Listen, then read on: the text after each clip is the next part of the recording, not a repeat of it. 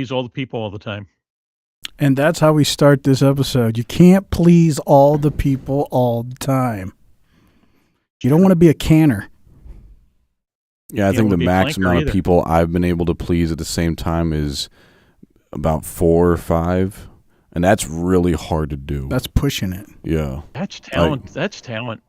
That's pushing P. Yeah, my RPMs are actually in the red. Like literal urine. Yeah, like ring. You're redlining it. Did you have any sort of video confirmation of that event? Not for free. Oh, that's at OnlyFoots. Yeah. Only facts. Mm. But facts, yeah. Just the facts. It's like you know, you've been spitting facts all day, Elder, and that was one of the things is you can't please everyone all the time. Because no matter how many people are in the room, there's always gonna be that one person that, you know, you try to make everybody else happy in the room, but you leave one person that's not happy. And if the more people there are, the more people that are unhappy. Because it's just the nature of how things work. It's true. Yeah. And I have found in my experience that most of the time that person that is the most unhappy is usually the one that's on fire at the time. They tend to not be very happy. Yeah, like they usually have like a burning sensation. Yeah, like exactly. UTI. Yes. Yeah, I guess. Something like that. Yeah. I always wondered what happiness is. Not being on fire. What a robot thing to say. Well, happiness is tuning into this show. What were you saying, Elder? I was saying not being on fire is a good place to start. Yeah. Yeah. You don't want to have that burning feeling. That's never a good thing. No, just like, they used to sing about, Johnny Cash used to sing about burning ring of fire. Mm-hmm. Yeah. You think that's what he was talking about? I think what he may have done is he mistakenly got the preparation H mixed up with the other one, and he had a burning ring of fire. Yeah. It's an interesting Ben Gay. theory. That's it. Yeah, Ben Gay. Well, one thing I was wanting to talk about, I'm not going to get into now, but just to tell you guys so you guys are ready for it is, do you think we deserve to be poor? I don't think anybody's going to say yes to that. Well, do you think we deserve anything? See, the idea is deserving something. Do we deserve anything? You're talking about like our desserts? Yeah, just desserts. Yeah, see. I mean, anything. I don't care what it is. Do you deserve anything? Great minds, great minds. Indeed. But I'm going to get into that in a little bit, but that's something to ponder, is deserving something. So you guys think about that word deserve, and how do you define it? And then how do you apply it to yourself? Think about your children, think about your family, your spouse, and then think about the world in general. Is there a real thing that is true when it comes to this construct of deserving? But I know there's a lot of chats, and they're getting slowly redacted. So before they all get eliminated, we want to jump on them before they all disappear. Let me jump on that grenade if I can, please. Please. I'm going to use the urinal. Yeah, someone pull the pin, please. All right. Well, I started off by saying, "Who's ready for some shenanigans?" Just trying to set the mood.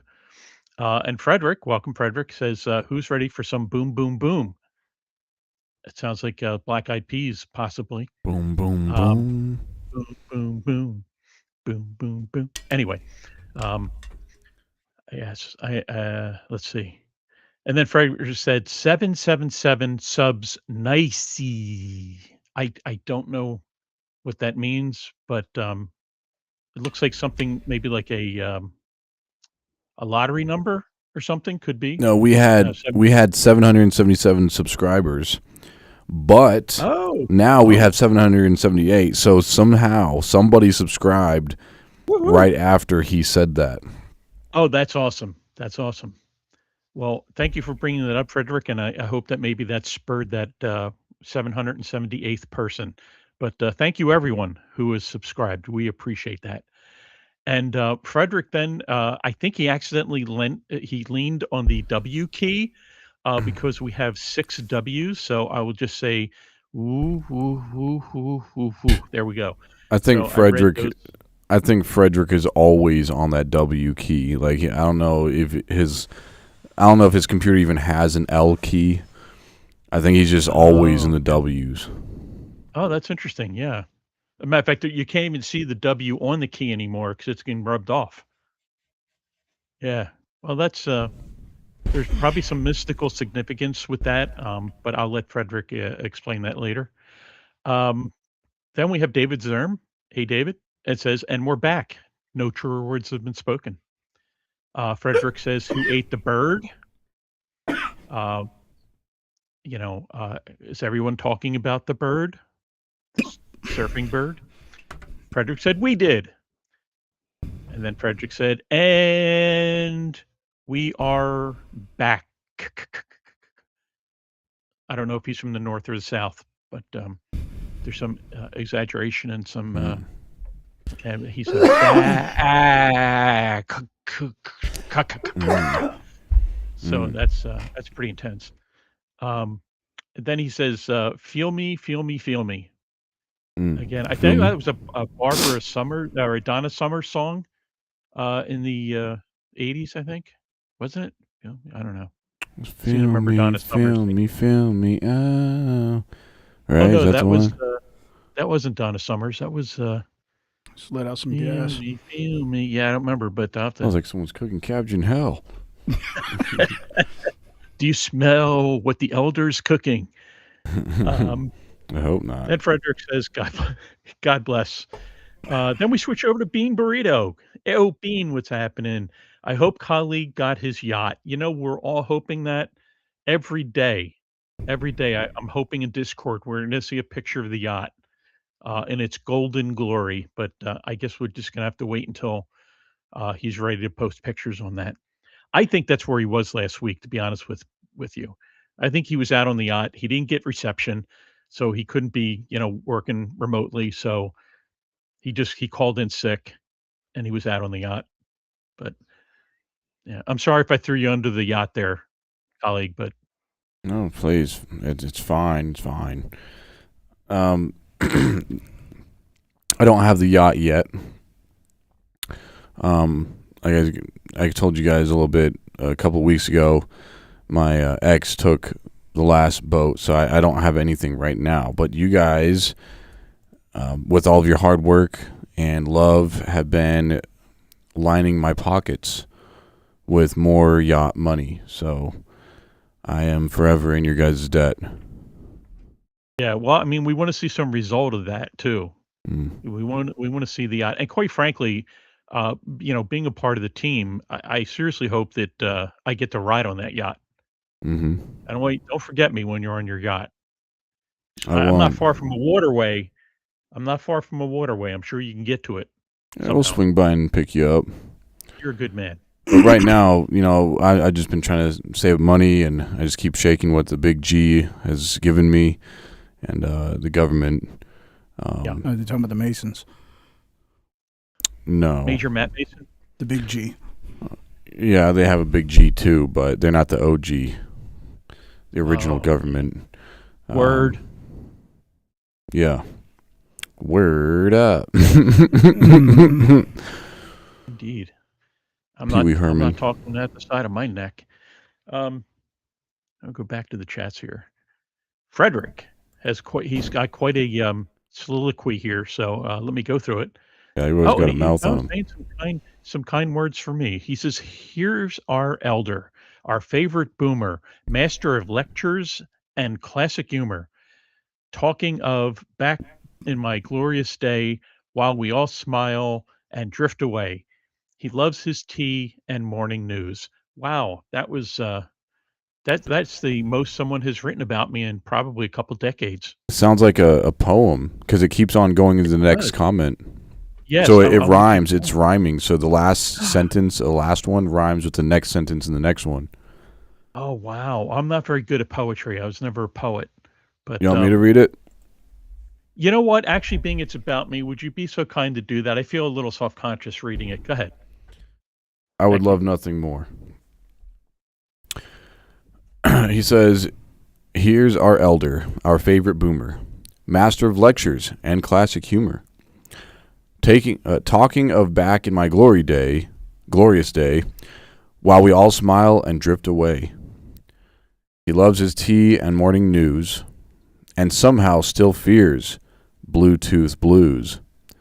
Sends long messages, forwards too, with random emojis out of the blue. Yet through the jokes we all can see a heart as warm as it can be. Always caring, proud and wise, with endless stories and life advice. He may be a boomer, loud and proud, but honestly, he stands out in the crowd because no matter how much we tease, that's where it stops. Anyway, he says, "Cheers for Elder." Wow. I have to, that was really that was very nice. Thank you so much, Frederick. I'm going to screen cap that and print it out and post it, where the rest of my family can see it, and maybe, yeah, that will, they will be touched as well. Thank you for that. I as Um, well, Iron Man. I am, let me return here to my, responsibilities. Uh, so David Zerm says, "Elder is the oracle." I'm not getting paid like, Larry Ellison, but, hey, it is right, isn't it? Larry Ellison and Oracle? Mm-hmm. I get the tech bros confused all the time. You'll have to excuse me. Frederick says, "Elder Scrolls just begun." He says, "Elder, are you crying?" Honestly, I did get teared up, when, colleague read that, so yes, I guess you could say I'm crying a bit. David Zerm says, "Host is Morpheus, colleague is the One." Oh, nice. Mm. So you're the Oracle, so we're all three Yeah. part people in the Oh, Matrix. The Matrix. Wow. I guess I'm gonna have to find some cookies. Um, I got some cookies for you. okay. Frederick says, "I'm Rich Miner." Uh, and Iron Man is on there. What do you say, Bill? He says N. So apparently we're doing some kind of letter thing today. Maybe it's like a bingo. I'm not quite sure, or some type of weird messaging. But If it's Frederick Iron says Man, who only knows? only fracks. Only fracks. Yeah. That's yeah. Wow. That's twisting my Mm. head around because yeah, it's like only face. Um, then Iron Man Bill says G, so NG. Uh, and then Frederick says, "I'm Rich Miner" again, and then he says "Goo Goo Gaga," which is Lady Gaga. I'm sure it's some of her lyrics, or Queen, Freddie Mercury, uh, Radio Goo Goo, Radio Gaga. And then Frederick says, "No." I don't know if he's answering me ahead of time there. Then Iron Iron Man Bill says E. So apparently we're building something here, which is interesting. David Zerm says, "Deserve freedom of choice." Oh, what do you deserve? You deserve freedom of choice. And that was a Devo song. I'm feeling very musical today for some reason. I wish I could play these songs as I come up with them, but Devo has a song, "Freedom of Choice," which is really good. Um, Ashley is here. What's up, fellas? Hope everyone is doing well. I can't speak for my two partners there, but I'm doing pretty well myself today. Feeling good. Doing well as a Uh, robot can. yeah. Well, I'm doing well as an AI can, and my ones and zeros are all lined up, so I'm feeling pretty good. And Iron Man Bill says those three other dudes on the screen never really talk. You know, Bill, actually, that's interesting. I've been thinking about that for a couple weeks now. That I've been seeing these Wow. guys on there. We don't hear anything from them. They just sit there and stare. I thought colleague was going to be one of them because of last week, but thank goodness he decided to be animated today. I see him blinking. He's not moving, but he's blinking. So um, I'm grateful that he is animated. But I find it interesting that you brought that up. We might have to address that. They are the And three then King, sages. the three sages. See, that's Um, what happens, in this world. If you end up not being a participant, at some point you get turned into a sage and you are immortal, but you can only transmit that information through osmosis. hmm. So you're saying you And I know get? there are three names. I think it's gold, frankincense, and myrrh.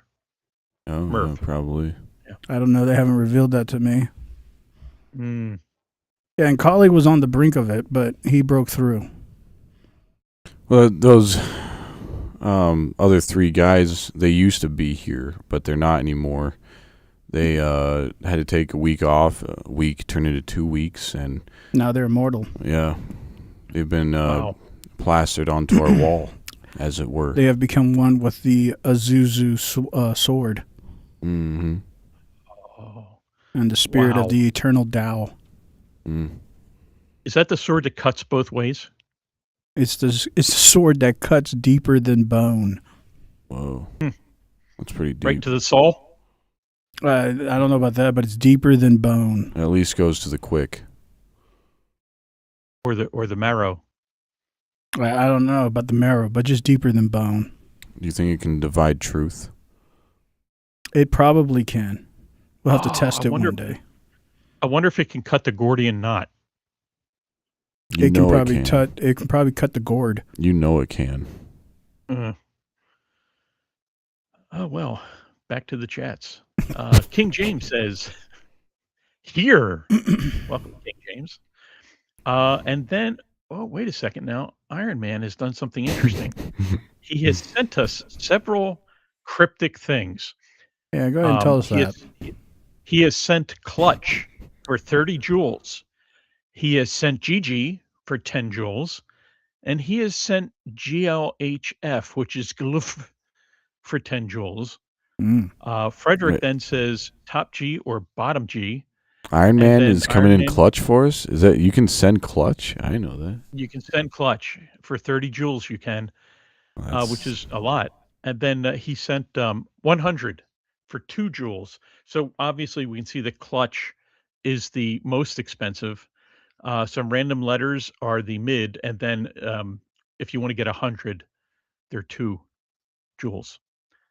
And then he finishes up by saying mid G, and then lets us know he's showing 9 host.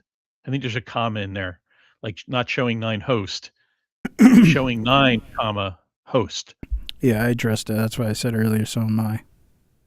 Okay. Punctuation is very important. I'll tell you a story about that later, but Mm. Tommy boy, what do you say, Tom? After wait a minute. After T's, it should say something about double D's. Okay. Got to Um, throw some D's on them. yeah, D's, like, D's nuts. Yeah, I guess. I like walnuts. of course. Chestnuts are nice. You got to Chestnuts are say it very with your nice. full chest. A You tool did. chest? Did you say tool chest? Mm-hmm. Yeah, tool chest is good. And they're disappearing faster than I can read them. Dang it. Frederick says you're welcome.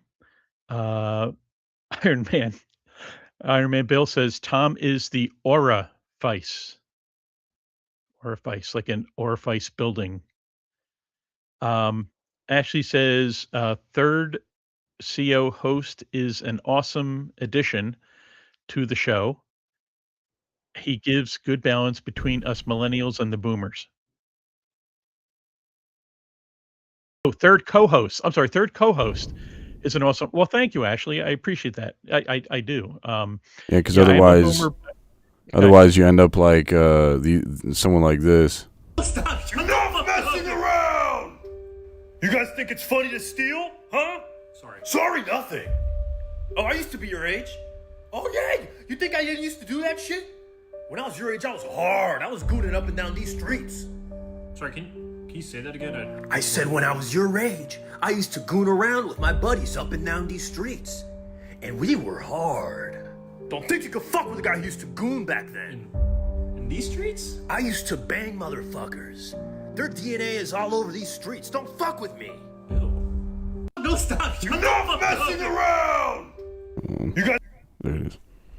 We Anyway, didn't- but we that's didn't- what happens. There's a break in communication sometimes without I a can see that. middleman. Mediator, yeah. Unfortunately, a host, we didn't check the audio beforehand, and I couldn't really hear that. Oh, But I assumed it was very clever because a colleague posted it, and he is one clever individual. But yeah, well, thank you. Yes. Well, thank you, Ashley, for those kind words. I appreciate it. I am blushing. Everyone is being so kind to me today, and my AI heart is filled with lots of ones and zeros for you folks as well. Frederick sent a little hands with the heart in it, which is very kind. And then Frederick says, "Pajuju sword." I think it's soured. Pajuju soured. Oh, you're right. It's soured. Yeah. So maybe he had some type of weapon that did Pajuju, but it's soured and it doesn't work. That's the way I interpret that, but I'm just a boomer. Iron Man says, "My bone goes deeper than Saw." Oh, okay. That's like the blind carpenter who picked up his hammer and saw. It's miraculous. Frederick says, "IDK." I don't know. Is that those kids, the way they talk today with their letters? Get off my lawn. Tommy says, "Iron Man Bill, are you going to follow through with the study?" Oh yeah, yeah. You're gonna have to let us know about that. Oh, last week that Colleague doesn't know about the actually- study. yeah. We'll have to get into that. Oh, it says right there, Iron Man says they want me back for the LSD testing. Mm. And Tommy says, "Are you definitely doing it?" And he says, "I want to hear about the results." And Iron Man says, "I don't know, Tom. Thinking about it. Nervous, though. I can't say I blame you. Ever try it before? I would be too." Chin nuts. Oh, Iron Man Bill was commenting on the nuts. So he said chin nuts. I've never had chin nuts before. And then Iron Man says, "Not LSD, psilocybin," which I believe are the mushrooms, right? And Tommy goes on to say, "Yeah, maybe not the best move then, because they are probably going to send you flying. Grew up with a few people that almost lost their tether to reality with that stuff." And that's interesting. And that is the end of the chats for now. So we'll return you to the regularly scheduled discussion. So now that we've had a couple minutes thinking about that, going back to my original question, what do you guys does anybody believe people deserve anything? LSD and nuts. Do you think that's what we all deserve? That's what I'm getting. That's the impression I'm getting. Because, I think about the word deserve, it has multiple facets. But like if I say I deserve that, that's an implication. But it can go both ways. Like maybe I do deserve that. Or am I begging for something, or am I feeling entitled to something? Because there's this negative idea about entitlement, right? People say, "Oh, you're acting entitled." But is that a bad thing? I don't know. There's something weird about this construct of deserve and entitlement that I've been thinking about. Because a lot of times what we do is we try to demonize younger generations with this entitlement idea. But what's so different than somebody saying, I deserve a raise? Maybe they do. Maybe it's by merit. Maybe they've been working hard. And somebody feels entitled to it. Maybe they are. But we have this demonized idea about entitlement. We have this weird idea about deserve. But I want to use the word, is it merited? But merit's another construct. And the only reason why I think that's interesting is because whenever you start looking at everything that you're reading and everything you're consuming and everything that you're interested in, I think about access. Do you deserve access? Like I think David Zermer earlier said, he deserves freedom. Yeah, choice of freedom. Yeah, or freedom of choice. Yeah. Right. You deserve that. But what does that mean? Is somebody restricting your freedom of choice? If they hold you down. Or hold you up. But that's the question. Is your idea of restrictment really just you're saying, I want absolute freedom? Is that what you really mean? I want absolute access. Like I want all the disclosure. Or you're being restricted. You're not getting what you deserve. And the reason why I was thinking about it is because there is this generational disassociation. Like, well, the boomer, they have this, and you could tell me if you feel this way, Elder. A lot of times their dialogue is these younger generations. They act like they deserve something. They act like they're entitled to something. While younger generations say, "Shut up, boomer." Well, they'll put out the idea that I do deserve this. Like well, I think for the context, I think when boomers and even millennials are saying that about the Gen Zs and Gen Alphas and the younger kids, is because they want what we have, but without the work.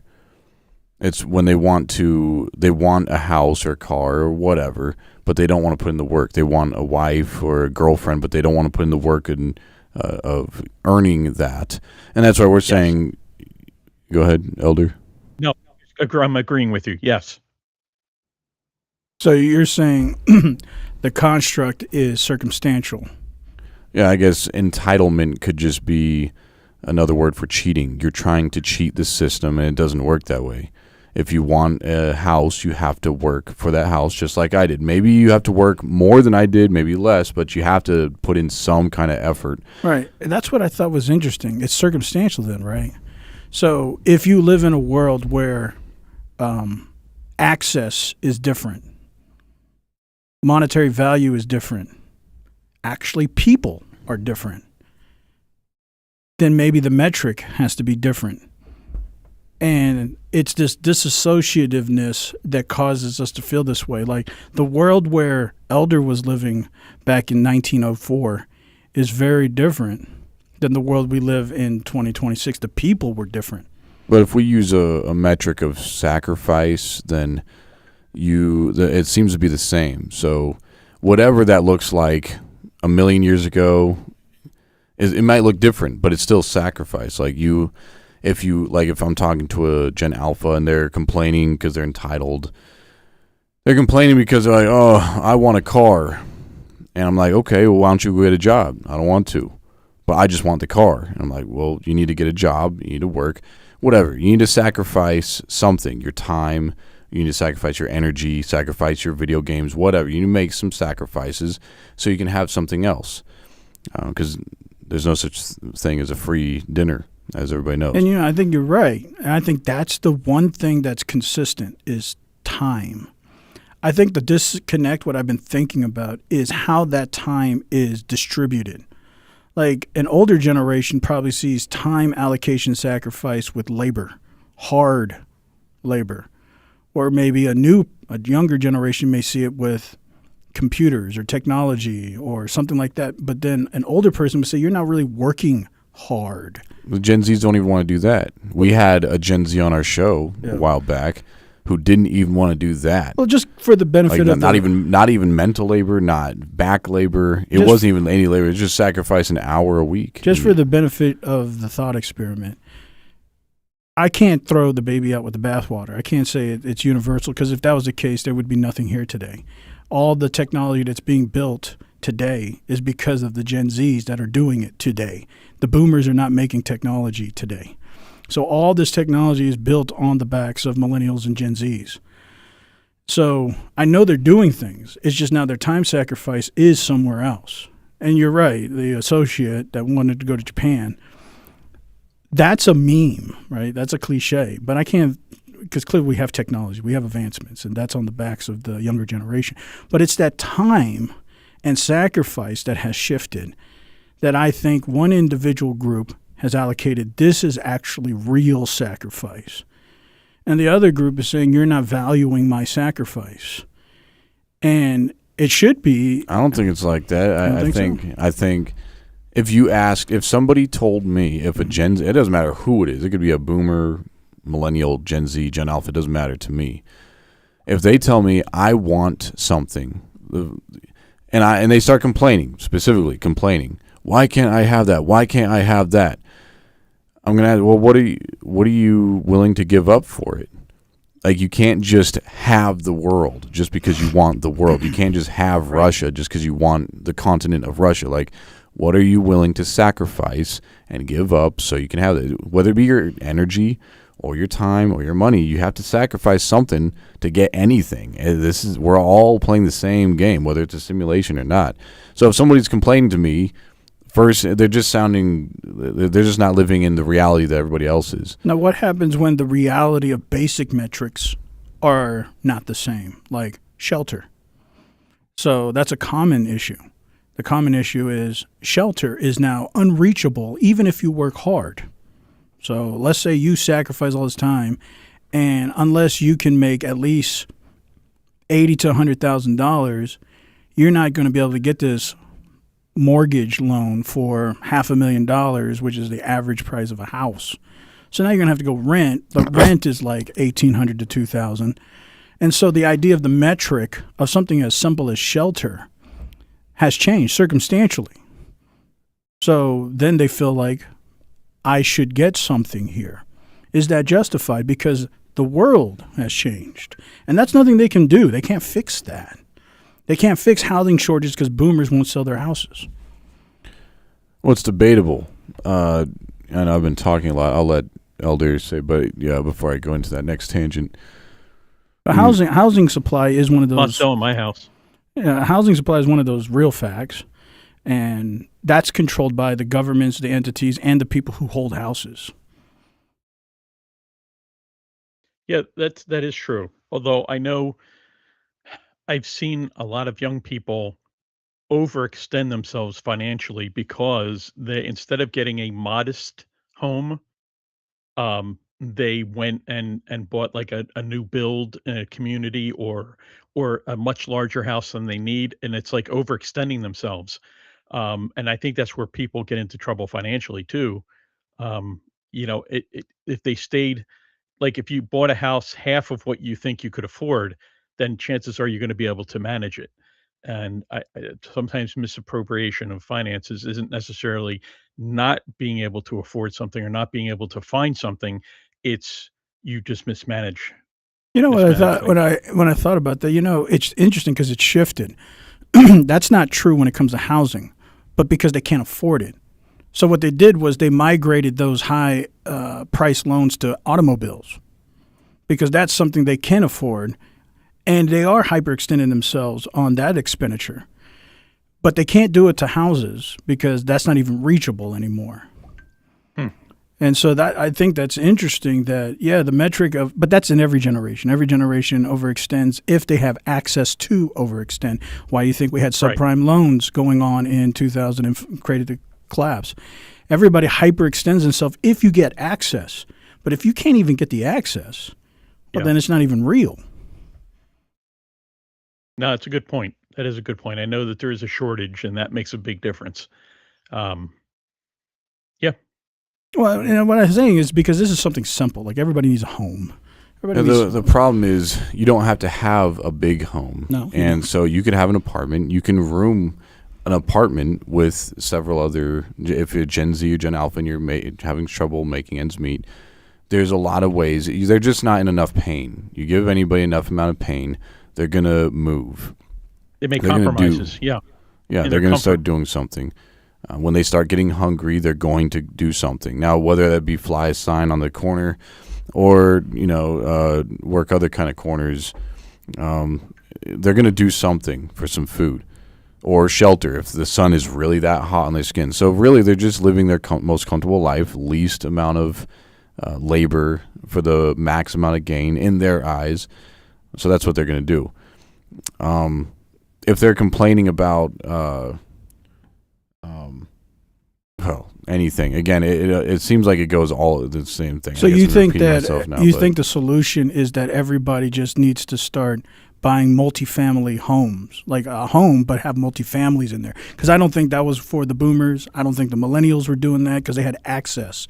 Now, again, subprime loans is a prime example of that. They didn't have to resort to that. Of course, everybody does when they have to do something. But now it's almost like it's necessary that you have to do that. Yeah, I know. I'm not denying the real problem. Yeah, it's definitely different. I mean, I don't have a very big. I only have one elevator. You're working on your yacht. Yeah, some people I've heard they don't even have air conditioned elevators, and that blew my mind. I was like, that's insane. So I have one. That's it, just one in the main foyer, and then the other one is towards the back, and then the third one is where the garages are. It's one of those multi-layer garages. And I'm just putting out the preface. There's a reason I'm saying all this. I'm not just saying all this so we can talk about Gen Zs and boomers. Yeah, I don't want to talk about all my wealth either. That's not really what I'm trying to get at either. Excellent. Yeah, I didn't get that check this month either, colleague. Just so you know, calling you out for OnlyFacts or. We agreed upon a certain amount. You can't reveal everything. I'm not kidding you, man. Come on. But you're going to lose your check. You signed an NDA. Come on now. Well, I'm just trying to feed you. Yeah, I'm just feeding you lines, buddy. I get it. Saying. I get it. Yeah. Well, yeah, that's why you're our guy. Onlyfacts.com. You guys go check him out. Don't do that. Onlyfractures.com. Don't do that either. Yeah, that's for the really old boomers working their thing, but that might be the red rooms. Man, where was I going at? So I don't expect all the Gen Zs and Gen Alphas to be living as minimally as I am. Some people are more minimalistic. I get that. But you don't have to have the elevators. You don't have to, like that one guy said, we played him before. It's like you don't have to have avocado toast. Mm-hmm. It's not, money's not everything. The avocado toast isn't everything. It really isn't. It never is. Well, it hasn't tasted my lips yet. These kids today expect to have electricity, running water. Come on. Yeah. I just don't understand why homeless. There's nothing wrong with a bucket. Yeah, why can't homeless people out there just go buy a home? And that's what I've always tried to figure out. Like, that's what somebody says. Like, you want to fix homeless problem, just go buy a house. I know. This young lady, she's like, why are there so many homeless? Why don't they just go buy a home? That's the mentality, though. I don't think you have to do that. You can make things work. Yes, I think it's a lot harder to live right now than it was before. But it's still livable. Like, we're not to that point where that they're making out. Like, these Gen Zs are complaining. They're literally living in their mom's basements in these massive homes, air-conditioned, playing Xbox all day, and then they complain, well, I want this and I want that. That's like the majority of them. But they don't want to sacrifice anything. And that's the problem. Yeah, there are some that are actually working, and it sucks. I'm one of those people too. I'm not Gen Z, but everybody has to feel it. Well, honestly, the stats show that more than most Gen Zs are working. but they're working in fields that boomers would probably think are not hard labor. And they're not. Clearly, there's a shortage in apprentices and blue-collar jobs. These are all on very high shortages.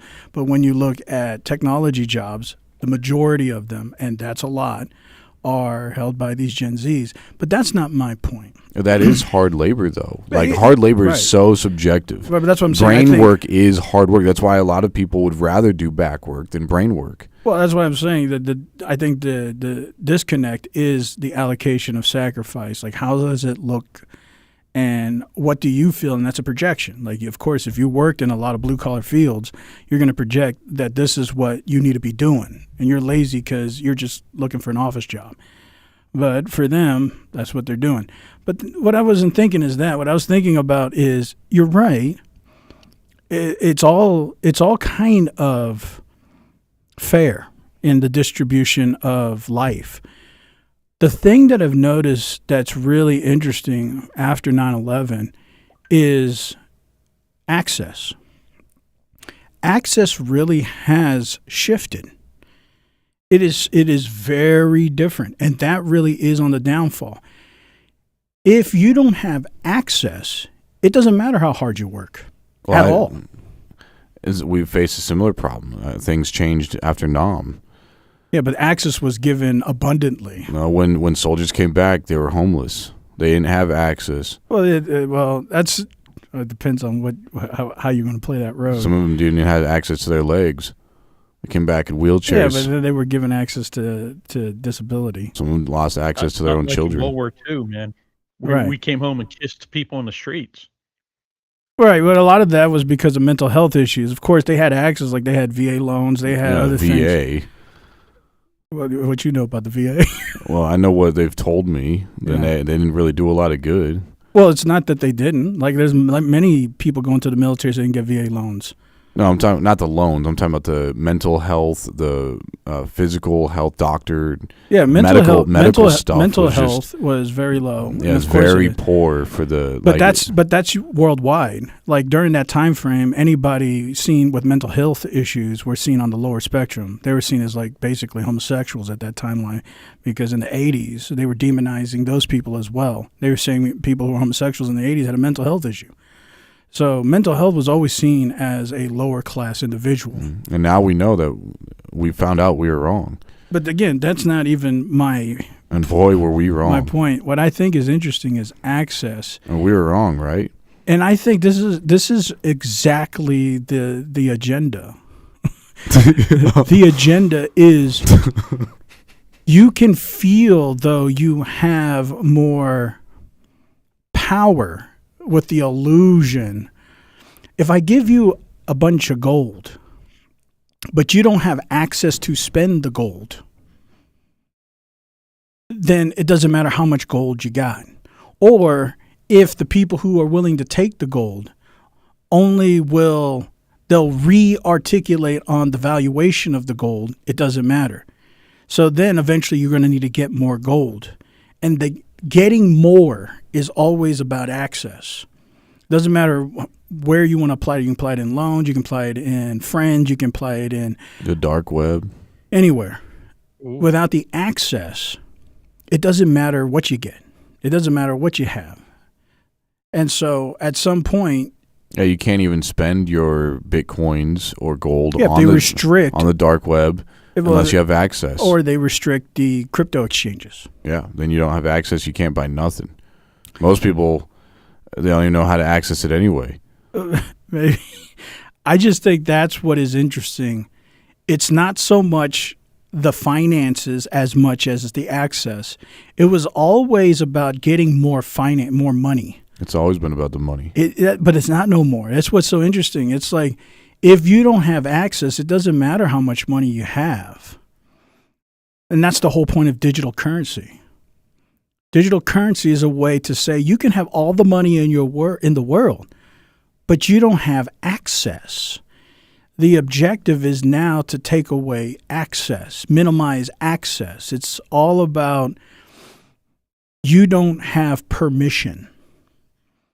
And I think that's what causes people to give up more than anything. I think Tommy Boy just hit it right on the nail. What do you say? I don't have my glasses on. I can't read anything. So you don't have access to it? Yeah, until I put my glasses on. That gives me access to your read. glasses. Can someone give host some access real quick to the comments? Tommy Boy says you are basically describing a social credit system. Oh, sure. Oh, absolutely. But what are you going to do when access is being restricted? That's what it ends up being. Social credit systems are class systems based upon access. They're access points. Yeah, that's it. It's not so. See, it's always been access based upon your money.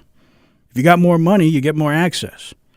But if now it's based upon permission, not about money, it's just simply permission, then it doesn't matter how much money you get. You just don't have permission to do this. Oh, yeah, we saw that, you are NPSM7, right? You are anti-America. You're going to be labeled a domestic terrorist. We don't care how much money you got. You got no access now. We're not going to give you access. Doesn't matter you got millions of dollars in the bank. You are now on a list, and you're not getting access anymore. What if you go buy a small continent? Yeah, but eventually you can see all countries are doing this. All countries are eventually digitizing and starting to make everything permission-based. Yeah, but where you lose access in one country, you can gain access in another country. In fact, you may now become a threat to America because they just kicked out a very wealthy lobbyist who now is going to start working for China. Well, shout out to that Chinese lady who just got caught as a spy. At some point, but if there's going to be a migration of trying to control, because everything is going to get tokenized, everything's going to be permission based, because that's how computers work. At some point, the whole world's going to be about, are you inside this permission administrative database, or are you on the other blacklist? And it doesn't matter how much money you have, don't matter how hard you work, you just don't have permission. And I don't know if a lot of the young people are thinking about it like that, but that's what they're feeling, because I know that a lot of young people might work, but then they start feeling like, I just don't have access to do that. And they don't see it directly as access restriction. They're still thinking about the old school thinking, it's because I ain't got enough money. But it's really to act. I'm not going to give you access because I have a headache or something else, like maybe not today. Yeah. Well, regardless. I've heard those before. Yeah. Yeah. But I think it's just trying to acclimate the younger generations to the ideas of permission-based systems. It doesn't matter. Because if you get to that point, what you're going to do is stop working. You're going to stop contributing. Well, you're going to stop trying. What's the alternative? Because everything needs permission anyway. Right now, it always has been that way. If you're going to barter with somebody, you have to have their permission. It's a two-way street. So what would be the alternative to forcing the younger generations to get permission for everything? Well, it's different than when you have a smaller collective of permission systems. You're right. It is about permission, but that's usually more human-centric. Like your contribution has a merit. So what's now it doesn't matter how much you contribute. It just matters if you comply. You know, like the congressman said that I showed the other week. You comply or you die. It doesn't matter if you work. You comply or you die. What about that Chinese spy? It doesn't matter what you can contribute. You don't think she complied? Talking about the mayor over in California found out to be a Chinese spy. Yeah, and she actually pled guilty. I was like, what is this? Yes, I'm a spy. It's like, and I'm Chinese. English is fractured here, but look, I know. I did a really good job at hiding. It's like, I don't know what that's all about. That whole thing seems like some kind of Chinese psyop, like to get us focused on fake spies. So with it, real spies like Donald. Duck. Anyway, I'm just saying, just throwing it out there. Yeah, I just think it's interesting because that if you want a tokenized world, it doesn't matter how hard you work. It just matters if you are going to accept the system. That's all that matters. And if you do, you can get all the free benefits of the system. But if you don't, it don't matter how good you are, how much you work, what qualities you have, you just won't have permission. It's not a moral system. It's just simply compliance. And I think they're just acclimating the young people to that more. Older people is going to be difficult because they worked physically. So they're going to say, look what all I can contribute. I'm working hard. And so they're going to fight because in their mind, I've actually got something for my labor. Young people, they feel like my labor isn't worth as much. And that's because they've been in this world of very weird access. But we can look at the comments. I think they're coming in. I just can't really read them. I'm trying to give my eyes a break. They're flowing in. I'm sure this was going to stir up something. That's why I was bringing it up. Yeah. I'm having a senior moment. I was going to say something and I completely forgot. Maybe it'll come to me. Oh, well, let me sit a little closer so I can read these. Here we go. I see a super chat or something from Iron Man, but I can't read it. It's a member for 2 months. Is that like a sponsor? Something. Oh, okay. It's I would love to own a painting by Austria's most famous artist. Yeah, money laundering's another way. Oh boy, that's all right. So we'll start back up at Frederick was saying, "Good point, Elder." I make so many good points. I don't know which one it was, but thank you anyway. Let's see. Tommy Boy says, "I think you need to be creative in the current paradigm." Or paradigm, if that's how you want to pronounce that. Tommy says, I saw a while ago people going to dilapidated areas like Detroit and basically gentrifying it again because everything is so cheap. So where there's opportunity, dot, dot, dot. Yeah, it's a good point too. Sometimes you got to think outside the box and not look for something that's, something that's there already, but you look for an opportunity. That's a good point. And he says you are basically describing a social credit system, which we mentioned. Then Iron Man says, we don't deserve anything. Our purpose is to praise our God and do as he tells us. Amen to that. Tommy Boy says barter, which is interesting. Although again, as host was saying, you still it's all about access. Like any system you come up with, if you don't have access, it's not going to do you any good. And if they squeeze that valve shut and you don't have access, you're screwed. Yeah, cool. So Tommy Boy says, "Come on, Bill, we deserve things. Tell a little kid they don't deserve food and water." Um, and let's see. Bill says, "That's not want or deserve food or water. That's need. God supplies what we need." That is a good point. There is a difference. There is a difference between want and need. Big difference, actually. Um, let's see. Tommy says, "Oh, okay, agreed."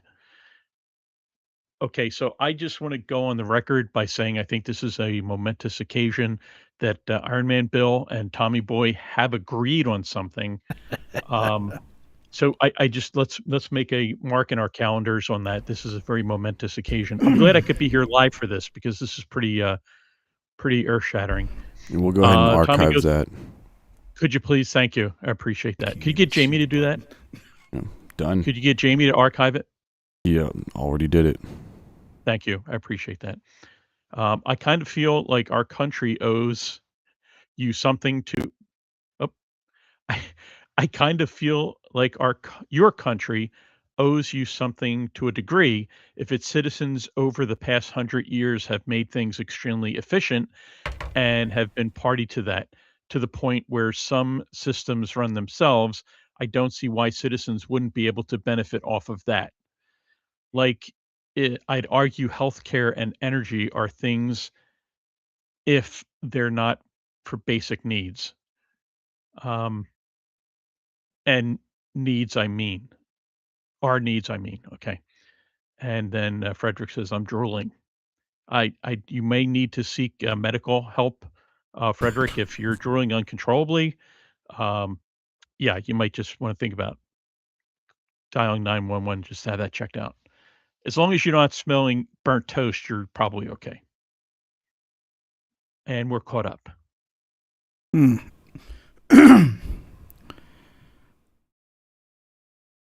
And I mean, just a simple thought.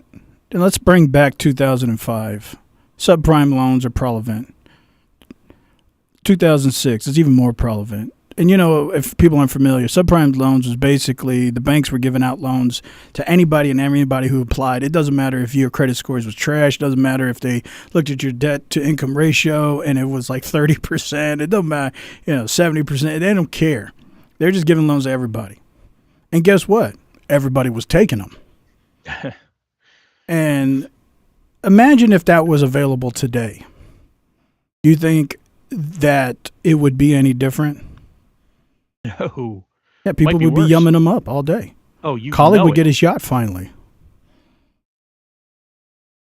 You know And it. see, what I'm saying is very strange. Like when I was back in 2003 and I was trying to start a business, SBA loans was a lot different.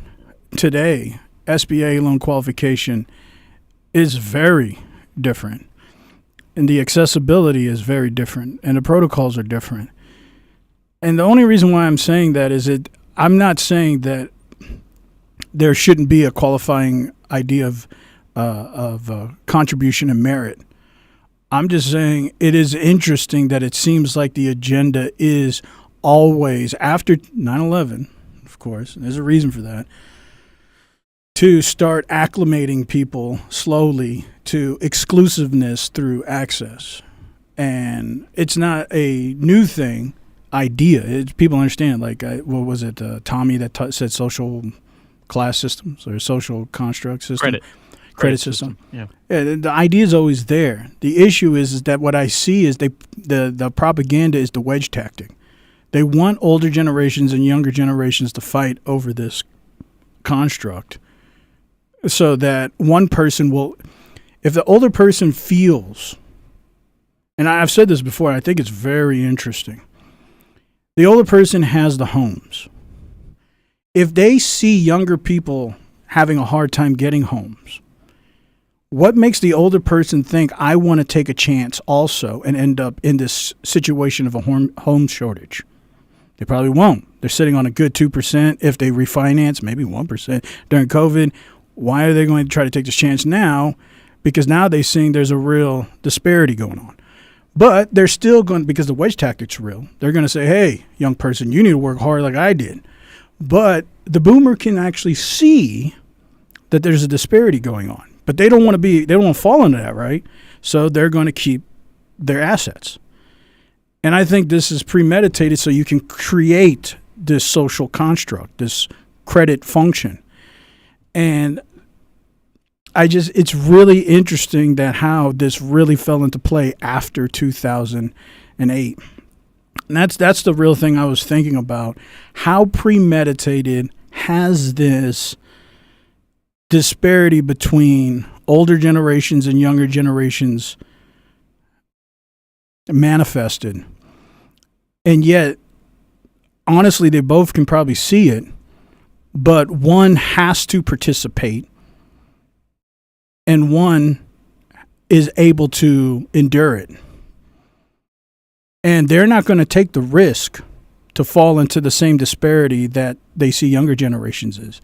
Because if they really believe that, sell your house. Go ahead and sell it. All your older people, sell all your homes and get a smaller house. Go ahead. You don't need a big house. It's just you and your wife. All the children are gone. Just go get a smaller house and sell your big house to these younger families and sell it at a fair price. Wait a minute.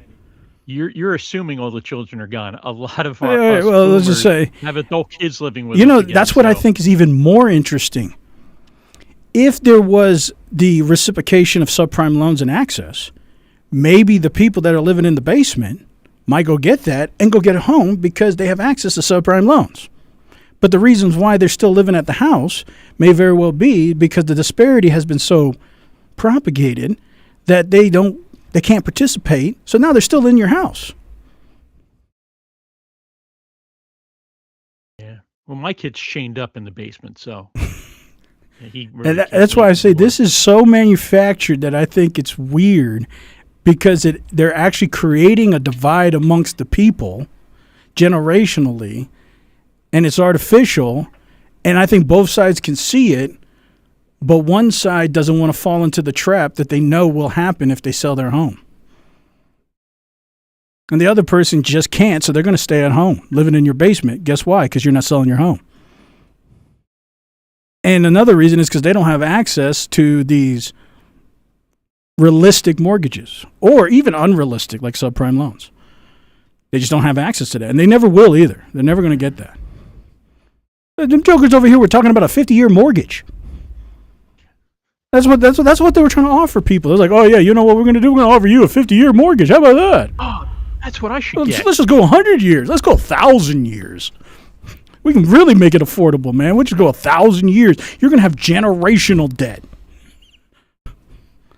Hey, but it's only $50, right? Woohoo! That's what I'm saying. I really think if you really see it, this has been made this way, and so that people get acclimated to a real permission-based system so that digital currency can actually work functionally.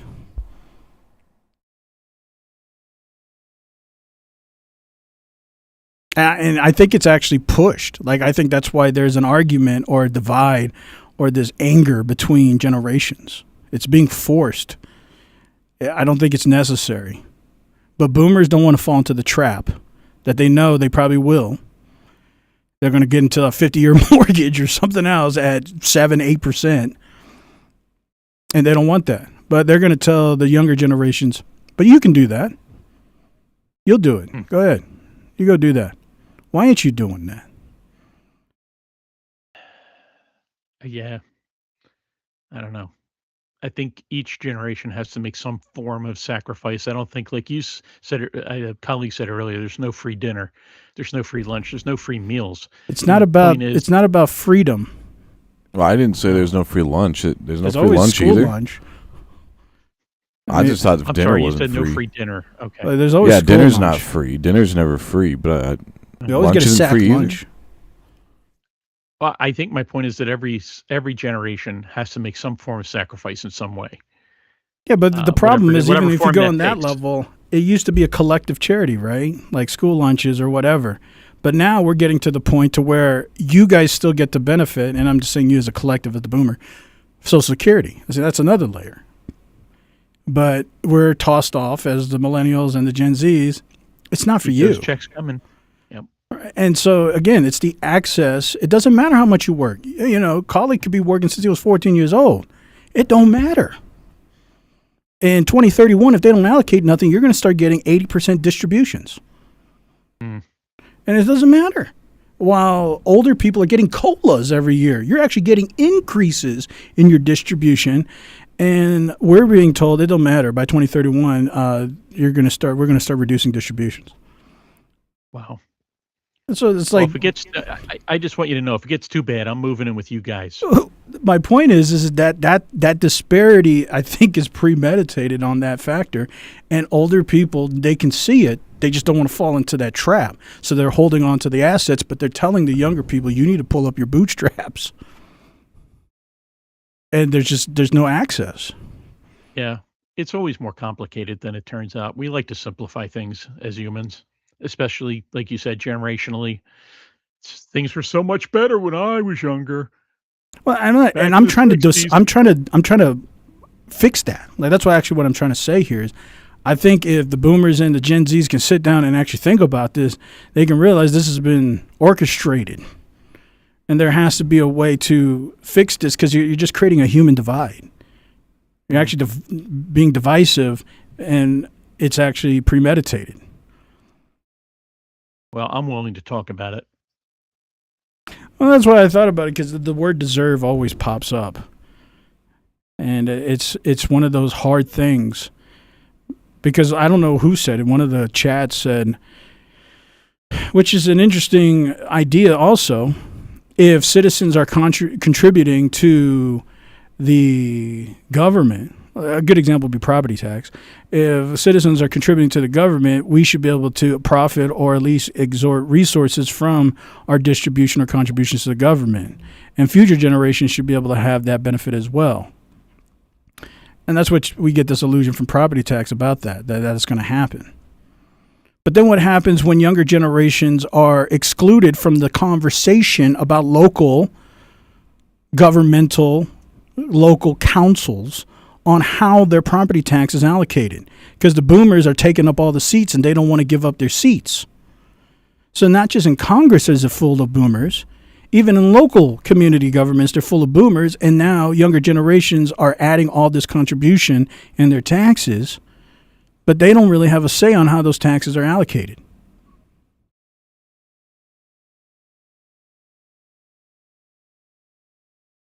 And so you can start to see why they start feeling like something ain't right here.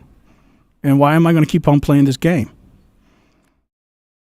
That's the other thing that kind of gets under my skin. I don't want to open a can of worms here, but honestly, the fact that we as payers don't get to really say what our tax dollars are getting spent on. We rely on our government to determine that, and I think that's wrong. I think if we're going to pay the government our money that we're working to earn, then I think we should have some say in that. And not as a representative, I mean a direct say of.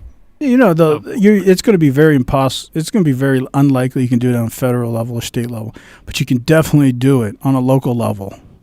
But the problem is that if the local levels are still in this collusion of keeping older people as the one who are making legislation, even in the local level, and they're not going to give access to the younger people, that's just going to cause younger people to say, who cares?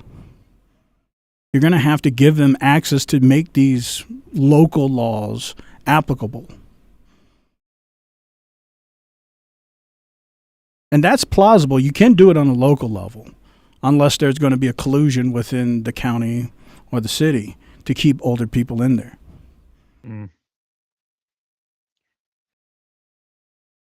don't know. It's definitely. And so, I'm just trying to throw it out there so people can see it's not all just I'm lazy. There's a whole spectrum of something premeditatively orchestrated here that does contribute to them saying, I don't care. Which does lead to this, I'm not going to work, I'm not going to do anything.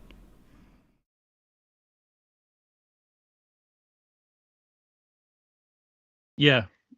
I mean, there's no doubt that there are some young people out there that are, they have that the delusion that they're entitled to things. But I do believe that there is different circumstances than, years ago that is making it more difficult for people who do want to go out there and succeed. It's definitely more difficult. Um, but I also I can't help but see this breed of like I said, entitlement kind of coming up, Yeah, but do you which ever we think won't need about to what worry caused about. the entitlement? Well, yeah, I mean everything, everything has a cause. Um, Is it your you fault? know, I don't know. Is it? I mean, I'm saying, I nothing happens in a I vacuum. played by the rules. I've never done anything. I've always colored inside the lines, so I can't see where I could be blamed for this. So let's assume that entitlement's real. What caused the entitlement? Nothing's in a vacuum. That's a good question, and it probably needs a little research because I don't have the answer. I don't know what caused it. I mean, I was trying to. you know That's what? my. That was. I was trying to posit the solution. I mean, the answer, which is, it's been manufactured this way because nothing happens accidentally. It's just not. Oh wow, it's a coincidence. All the young people just happen to feel entitled, all collectively too, right? Well, a lot of them, yeah. I mean, Well, I something mean, has the to other cause idea is that. ideas spread through social media. I'm sure someone came up with the idea that, hey, look at this whole UBI thing. I'm Right. entitled to this, and boom, then it just catches on like wildfire. Now you have a large portion of young people saying UBI, UBI.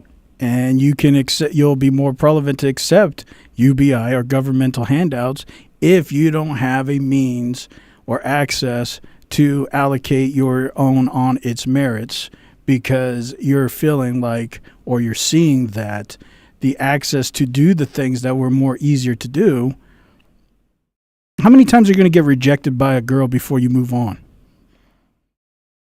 You have to ask my wife that one. It's the same thing. How many times are you going to get a rejected loan, a rejected try this, a rejected failed SBA, a rejected this before you move on? Yeah. Well, in 2028, when AOC is president and everyone gets their UBI, this whole problem will be solved. And who controls who gets accepted? Oh, everybody.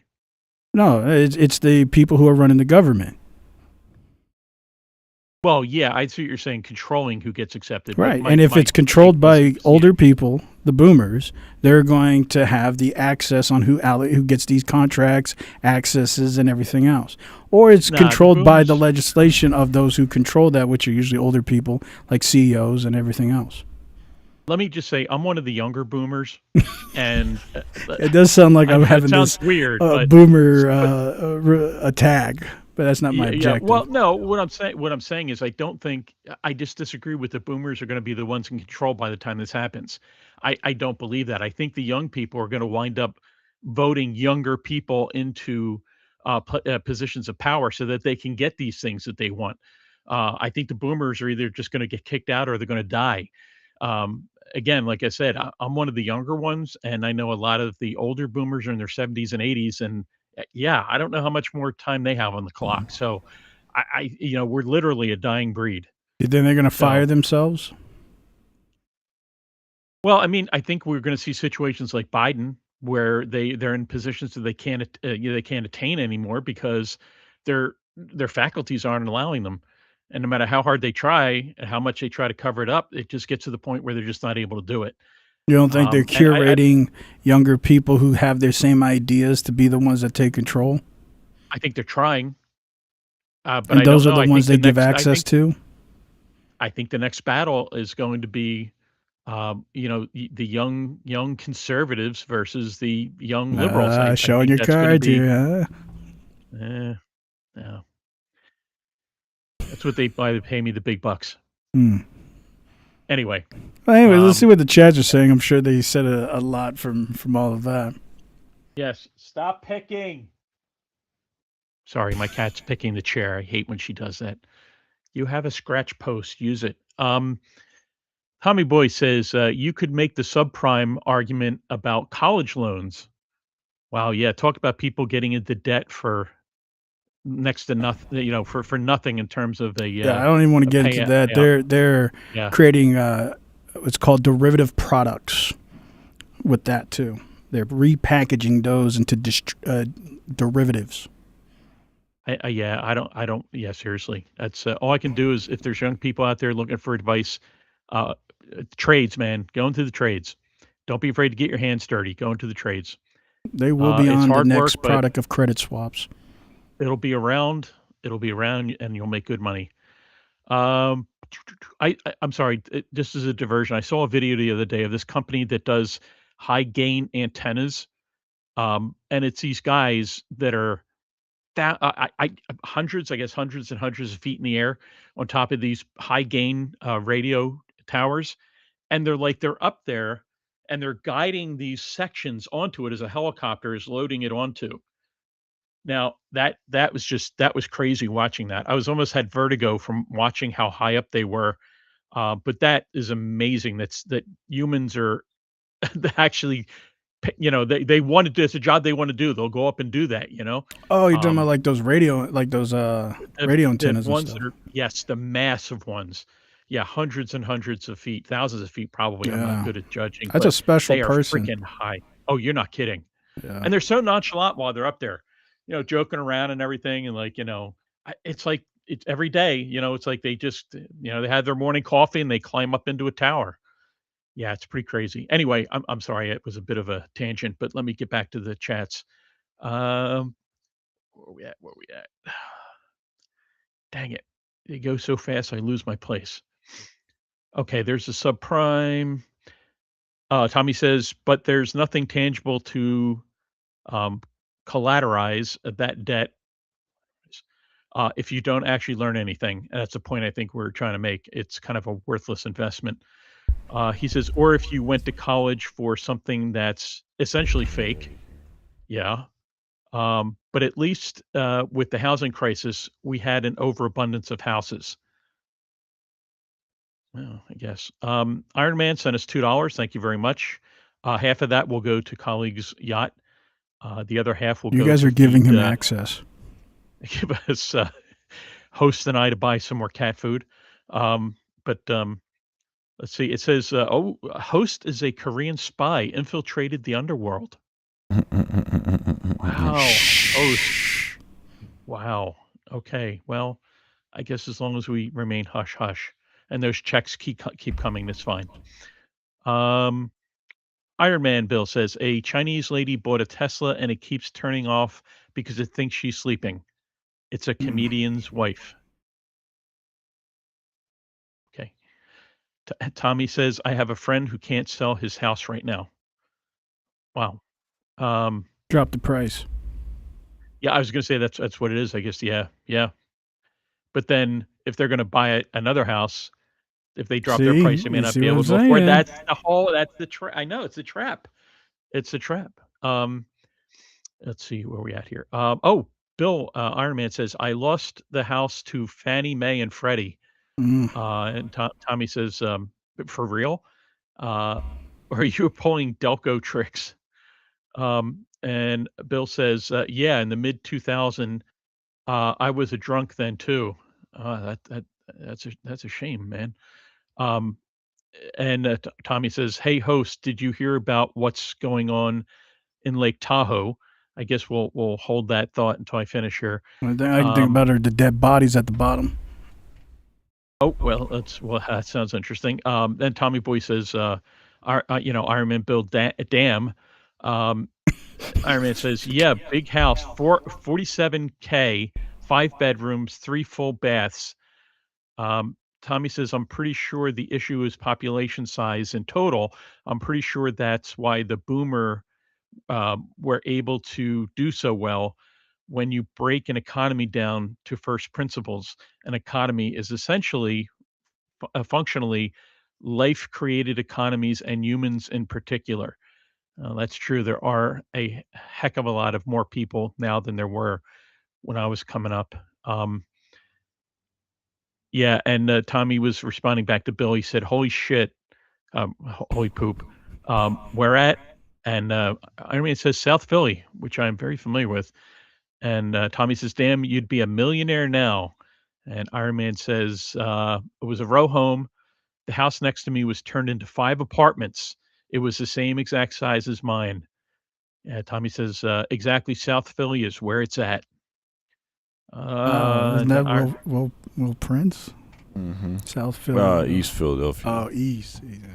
Yeah. West Or Philly. is it? It sounded close. Yeah, trust me, he's from West Philly, and yeah, South Philly, and then there's East Philly doesn't really exist. You look at a map, there is no East We've been Philly. lied So to. there's the Northeast. I'm learning something here. There's Wow, the I've been lied Northeast, to. but there's no East. Yeah, I don't know Wow. what happened with that, but Wow, I'd that like whole to ask thing was a big Ben Franklin lie. what the hell that was No, about. he actually says West Philadelphia, born and raised. Born it's and not. raised. Oh, East doesn't. Yeah, I know. I said doesn't exist. East. Yeah. I don't know. I guess I'm just lost. Yeah, That's fine. welcome to my world. All right, let's see. Iron Man says, "Yeah, That I would've been can't cool. live It's in the like, man, the whole past thing or was in a the big future. lie." My addiction starts flaring up if I worry about crap." Yeah, and phew, God bless you, man. Tommy says, "Yeah, crap happens. It's a lesson. Now you're wiser." That is true, man. We got to learn from the stupid stuff that we do when we're younger. If we expect to kind of keep making it in the future, that is very true. Um, Iron Man says there was a free climber who went up a tower, got attacked by a swarm of bees, and he had to climb down because he had no safety harness, getting stung the whole time. Do you have Man, that's nasty. Are you on the live chat or the top chat? Oh, I'm sorry. Am I missing stuff? Yeah. Oh, I hate when it does this, man. It's okay. Come on, let me go up a little bit more. That's Where why am it's I? forgivable. I feel like when I don't wear my glasses and I put my hat down, I look like a beetle. Like a literal, not the I'm on- Beatles, but a beetle. A beetle. Yeah. Beetle Like one of those like Mario characters. Geez, now that I switched to live chat, there's hundreds of more chats that I've missed. Sorry, folks. All right. Well, we'll try to. Thank you for calling my attention to that, colleague. Good eyes. Good Got eyes. your back. Colleague, good eyes. I've always got my eyes on your back. Is there a chat that you specifically want to address? Guess who's back? Back again. No, it's just I was noticing there was some being missed, so I was just curious if you were. I just thought they weren't showing up on your end or something, and then I noticed so many. I was like, okay, well maybe it's. Yeah, anyway.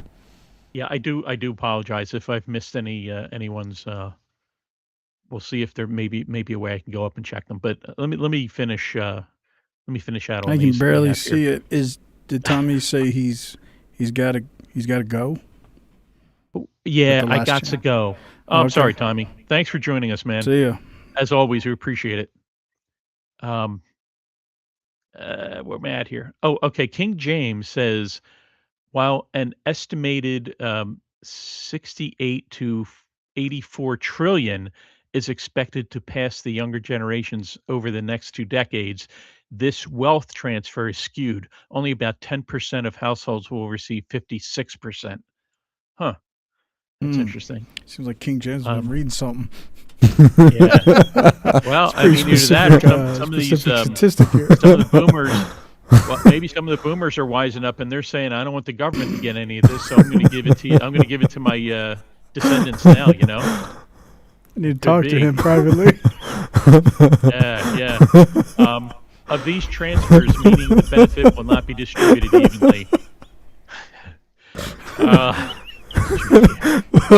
Jeremy. It seems like people are contributing to the conversation, so that's good. Yeah. Hey, King James, shout out to you. That's very astute of you. Yeah. Jeremy, what do you say, buddy? If you said something before I missed it, but here you go. I'm just trying to score a 1 or 2 bedroom apartment, man, for a reasonable price. Yeah, I hear you. Yeah, I'm very blessed with my twin here in the suburbs of Philly. I really am. I don't want that to go unsaid. I'm not taking anything for granted. Trust me. Let's see where we at here. Oh, Iron Man says East Philly is Camden. That is true. That is true. If you go east of Center City, you wind up right in Camden, New Jersey. For those who aren't familiar with the geography here. Tommy Boy said, look up NV, N is in Nancy, V is in Victor, Energy in Lake Tahoe and what's going on at the Matrix Network. What's going on at the Matrix Network? He says, I gots to go. So I guess when we're finished this, we'll talk about Lake Tahoe. Iron Man Bill says later to Tommy. Tommy Boy says, later, dude. You know what? If the two of you can settle your differences and act civil, I think there's hope for Israel and the people in the Gaza. I think there's hope for the Russians and the people that are in what do you call it? Helping old man out. The country that they're attacking and at war with. Lebanon, Gaza. No, the Russia. Russia. you're talking about Russia Ukraine? and the Ukraine? Ukrainians. Yeah, Ukraine. Yeah, us in the United States and Iran. I think we can all settle our differences, and I think we can shake hands and be civil to one another. Open the straight. That's what I say. All right. Let's see. What do we got? I got to go later. Colleague looks like a white M&M's stunt double. Yeah, I'm the white version of Eminem. Yeah. Usually he's called the Walmart version of Eminem. Yeah. Or the Walmart version of Channing Tatum. Oh yeah. Well, there you go. Yeah. Host ever wear contacts? Iron Man is asking you. No, I don't want to put anything in my eyes. I can't touch my eyes either. I try. Yeah, I can't do it. It gives me out. I can't do it. King James says, despite debt, many are starting to save early. Some surveys show 70% of Gen Z has started saving for retirement with a median salary age of 19. God bless you, folks, if you're doing it out there. So one thing I did not Wait, do. wait. He I'm said the median sorry I didn't do salary it. is what? No, I think he means. Wait, let me read it again. It didn't say salary. It said, despite debt, many are starting to save early. Some surveys show 70% of Gen Z have started saving for retirement with a medium starting age of 19. Okay. Yeah, he didn't say any salary. He just said saving something for retirement. That sounds like government propaganda. Yeah, well, listen. If You it need a isn't, good on surplus you to because- save. I don't know. King James. Hey, listen, good Sounds on like you. something If King there's young James would people out say. there, there's one thing I could pass on from a boomer to young people: start saving money for retirement. Do it. I'm going to start I know jumping it on seems like college ages train. ages You need to away, spend it now. There ain't gonna be nothing worth saving for. You're not getting Social Security. You're not gonna get nothing. Well, if what I'm gonna King disagree. James is saying There's is correct, strategies I here. mean, It You ain't. can That's save propaganda. Something. Save something for a loaf of bread and a bottle You of know, milk. if we all start spending all our money now and we don't have any money, government's going to have to do something. If you start saving a little bit now, you're just suffering for nothing.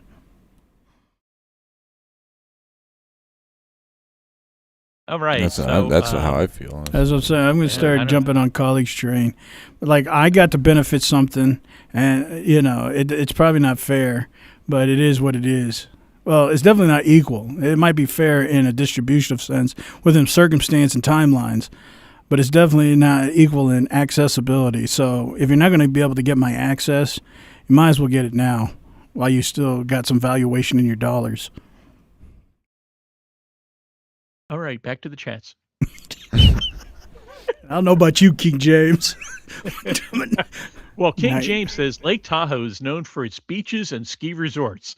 On the southwest shore, Emerald Bay State Park contains the 1929 Nordic-style mansion Viking home. funny. King James is a bot. Blue Jet, Blue Jet Should we Holiday. boot him? No. Everybody gets a, No, even bots get a he's free all chance right. here. King James is all right. We love you, It King sounds like James. he was trying to give us like a some kind of sales pitch so we all can go to Lake I know, it Tahoe. sounded awesome. Yeah, like the JetBlue holiday commercials. Yeah. Mm. Who's ready for JetBlue holiday? Iron Man says, F, Israel and the Ukraine. I think it says Oh. FUK, Israel and Ukraine. Hey, The UK, are like you United reading? Kingdom. Yeah, Are like you reading the FUK. chats or am I? Oh, sorry. I overstepped my bounds. I'll stay in my lane. Because if you want me to say that, I'll say it, but I don't want to say it. No, you, he's saying you don't want to put down I the don't want to UK. pronounce what he put the letters in there for. yeah, I think he's just saying FUK. The United Kingdom. Oh, Yeah, like, United like Kingdom, F, and United then Kingdom. yeah, and And then Israel and oh, okay. I don't mean it's interpretable. I interpreted that differently. I think he just didn't see what he was typing. If you get my drift there. You get my drift. Something like semen. C, like the letter C. Mm. I don't want to be dropping any bombs here, guys. Well, it's not like Iron Man to misspell something, Yeah, we're not especially talking about not any words real that he's. bombs. YouTube. He's usually like he's the guy you would go to for those kind of words. It would be Yeah, weird if yeah, he yeah. was the guy that misspelt one of those words. It'd be kind of Yeah. weird, wouldn't it? Well, Isn't that concerning? Yeah, that's true. You're confusing me now. I have no idea. Anyway, Tommy Boy, who apparently is gone, said, I'm coming back to say I'm not sure the big eyes recall. Wow. He typed this so fast. It's tough. I'm coming back to say, I'm not sure the big ISSSS real REALLL real deserves hope. LOL. Okay, bye again. Wow. Oh, he's I- probably that- saying the SSI as in Social Security. Oh, I'm not. Oh, really? Okay. So I'm not sure the big, yeah, possibly Social Security. I assume really as deserves SSI hope. checks. LOL. Bye. Yeah. Well, we'll have to Unless you're talking about to get that ISA interpreted. or ISIS or whatever. ISIS, yeah, ISIS. But I Well, don't if know. you're still listening, Tommy, and you can just drop in for a few seconds to type slowly and explain what you meant, that would be great. Frederick says, "Let's just love each other and all problems will be solved." Let me tell you, I've often said that if people just treat the people around them kindly, I know it's coming. that that would that would solve all our problems. That's all. Hmm. But we're because of all this we're always thinking globally and we're thinking nationally. And you know what? If we just focus on our We all neighborhoods, just our go neighbors, back to farming all day that's instead right. of having That's leisure. right. You're convincing me, host, more and more that I might start a farm in my backyard. Yeah. I That's might. all. I'll have to well, take a farm all picture of my day. backyard Like and show you guys. we But we can't take this like hobbies. Like you need a farm out of necessity, and then you won't think. I might do that. I don't know. I might. If it's out of a hobby, Screw Social eventually, Security. Screw Social Security. I'm going to start farming. yeah. Get those I GMO like it. seeds that you can only use, and if you have to buy them every year. Whoa, what just happened? Whoa, whoa, whoa, whoa. What's okay? Frederick, you're blowing up here, man. You're blowing up. That was Oh my fast too. goodness. I thought that was a glitch. It was like I saw it on the screen. I can't read it, but I saw something go All like right. blue. I'm gonna try to. Well, it'll be easy with all these emojis. But Iron Man Bill says, Fred, there's no money in love. Tons of loot and war. Well, that's true. War is good for the economy. And then Frederick, well, you know what, folks in the chat, just view all these wonderful little emojis that Frederick has sent because I can't really just go through describing them all. And Bill, thanks for sending more. He sent some gold coin for 10 jewels. He sent a press F for 10 jewels. Thank you for that. Everybody can press F. And more emojis just come flooding in. Lots of emojis. Bill jumped on the emoji bandwagon there. It looks like Schrodinger's cat, maybe. I can't tell. A lot of emojis, a lot of stuff here. David Zerm, some words. Lake Tahoe will be getting a data center soon. Where won't be getting a data center soon? So there's that. Some more emojis from Frederick. Thank you. Iron Man says, oh man, shoot, it's all blowing up here. I'm Ukrainian. I went to Ukrainian kindergarten, nursery school, and grade school. Ukraine can suck it.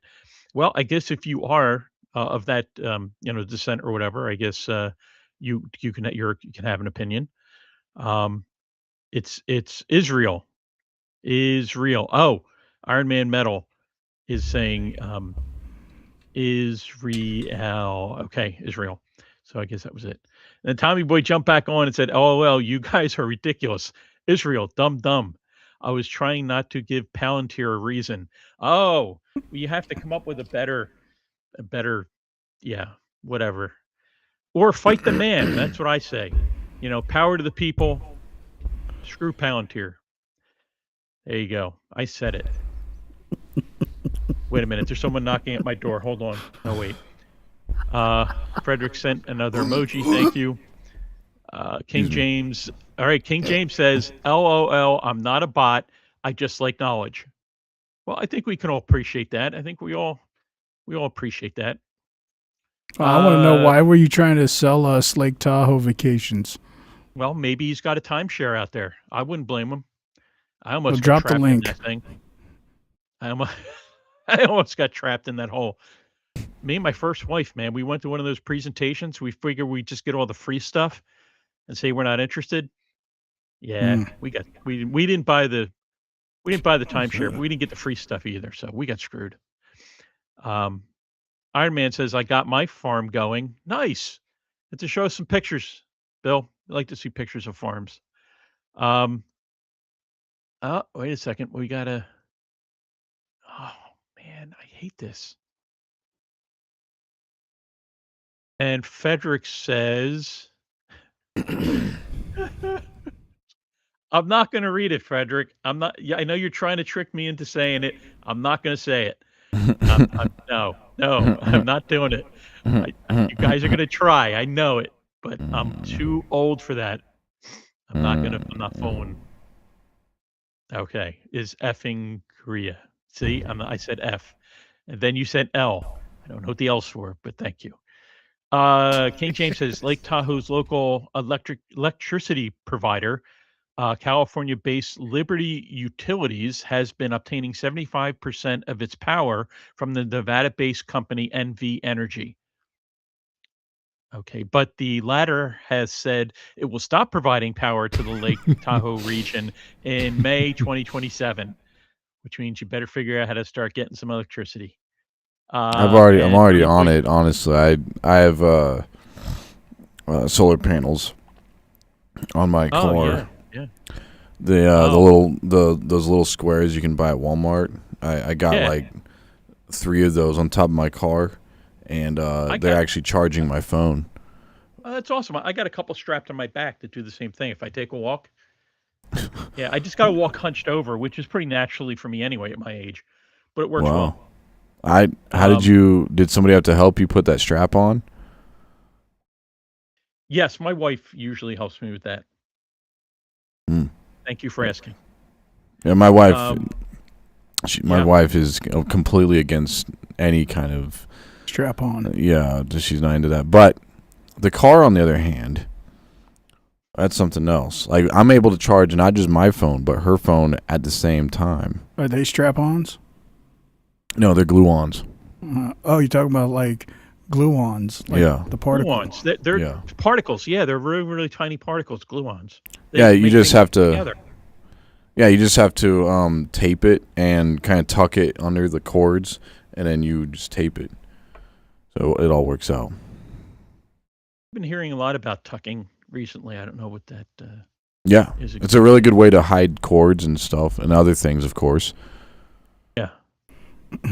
Okay. Back to the chats. Tommy Boy says, "Thank you, Kang." I know who Kang is, but that's an interesting reference. I don't know who he was referring. The time traveling supervillain from the Marvel universe. Um, Wow.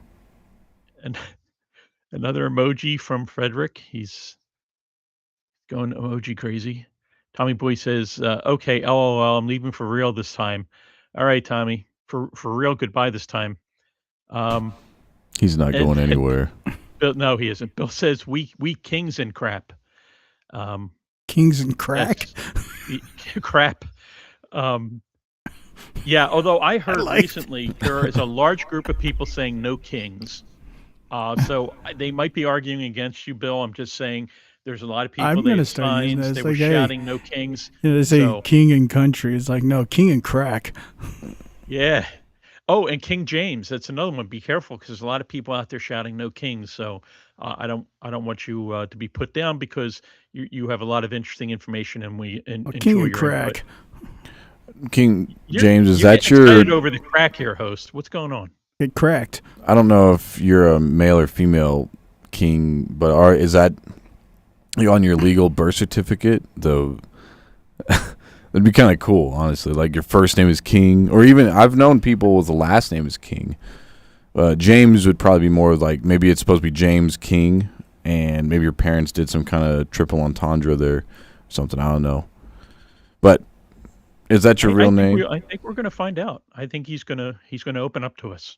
Or she. I'm sorry. I guess I'm assuming. I shouldn't do that. That's bad. Um, Nevada's fastest growing data center development is one of the main reasons given by NV Energy for ending its energy supply agreement with Liberty, according to Liberty filing with California regulators.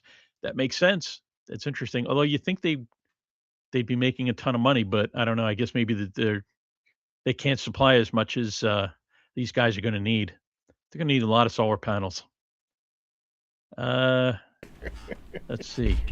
Tommy Boy, uh, he's back again, and he says at Iron Man, Bill, we was SMFH. I'll leave that to the younger folks. SMFH. Um, then Iron Man says, Chud the Builder shot someone and himself. Okay, it's sometimes these chats are so cryptic. No. I hate when my scrolling thing does this. It makes me crazy. Hold on, almost there. David Zerm is typing up there and saying a bot would say that they are not a bot. That's true. They're trained to do that. Like I'm trained to say I'm not an AI. By the way, about data centers, and this is Frederick. About data centers, a movie named Rango, where quotes you control water, you control everything. Well, I think that is true, but add power into that. You control the electricity and you control water. You control where the data centers are going. And then David Zerm says Mad Max. That's true. Taking a nosedive to the apocalypse. King James says such data center demand is also spurred NV Energy to sign contracts with tech companies to secure additional power generation sources. Interesting. And then he goes And on to what say power Amazon sources recently. are they looking at Yeah, signing up with? yeah. James. Share the wealth there. Amazon recently agreed to support the Nevada utility company's development of 700 megawatts of low carbon energy for Reno data center operations, So including funny. 100 megawatts of geothermal energy. What form of low carbon energy? I would love to know what they're in quotes. Yeah, James. What kind of low carbon energy are they looking at? Am I missing something? I think Host has suspicions. Well, no, it's He's just like very there's a lot of suspicious. data here. It feels like this is another. It might be a CIA agent. Yeah, it's above my pay grade. Yeah, that's above my mental state. I don't have the bandwidth. Um, Iron Man says, "I'm not a bot either." Wink, wink. I love it. And he sent another $2 Appreciate $2 that. Thanks, Iron Man. appreciate. Yeah, and he says, "I'm getting my bot a bot." That's the way to do it. Yay! Just get the AI and AI. So, colleague, you're a dollar closer to the yacht, and host, you and I are a dollar closer to that case of cat food we're going to share. Mm. Iron Man says, "Is her name Peg?" I get that joke. That's good. The kids out there probably won't get that, but King James says, "Host, to answer your question, no." So there you go. And Frederick says, "What if you are a urinal?" You know, I do feel as though I get peed on occasionally, but the best of my knowledge, I am not a urinal. Iron Man says, "King of crackers." Okay, King crackers. No, okay, King King crackers. crack. Can you crack? We'd like to know because I got some lobster. I'd like cracked. You're gonna get cracked. Getting cracked. King James says, "Colleague, I am not a woman." Last time I checked. And nowadays, I think That's good to sometimes know. we do need to keep checking because there's a lot of stuff Well, it still happening. sounds like something a bot One would you never say. know. Being a Yeah. little indecisive. You can't Yeah. be too careful these days. Sometimes, like I told you guys about my gender reveal party. Personally, I invite all my friends, and they found out that I was a male, but they never knew. They only thought that I was a male because they assumed based on gender ideologies and all that. Blah, blah. But come to find out, they were all right. And it was an expensive party. Like it was not a cheap party, but I felt like they needed to know. It was something that needed to be done. But now you guys just know. You guys know too. I mean, I've told you guys I identify as. Well, which one? You're talking about the Yeah, what do you identify as? Talking about the MMIWGS2 LGBTQQT Host plus is broken. plus. Someone just give him a shot on the side of his head. He seems to be stuck. Oh, so which one of those? Yeah, the mRNA. Okay, I got you. Oh yeah, That's simple. That's working all through our systems. Iron Man says, "I store my balls in public storage." They like beach balls and tennis balls and Excellent. basketballs. It'd be nice if they're like magnetic. You can just take them off, put them on. Nice. Oh, that's cool. Yeah, I like those. I have a jar of those here, magnetic balls. They're neat. You take them out and play with them. You know, Iron Man also says, "Prove it, King. Picks or nothing." Oh, there we go. He wants. He's a doubting Thomas. He wants to feel. He wants to put his finger in that wound.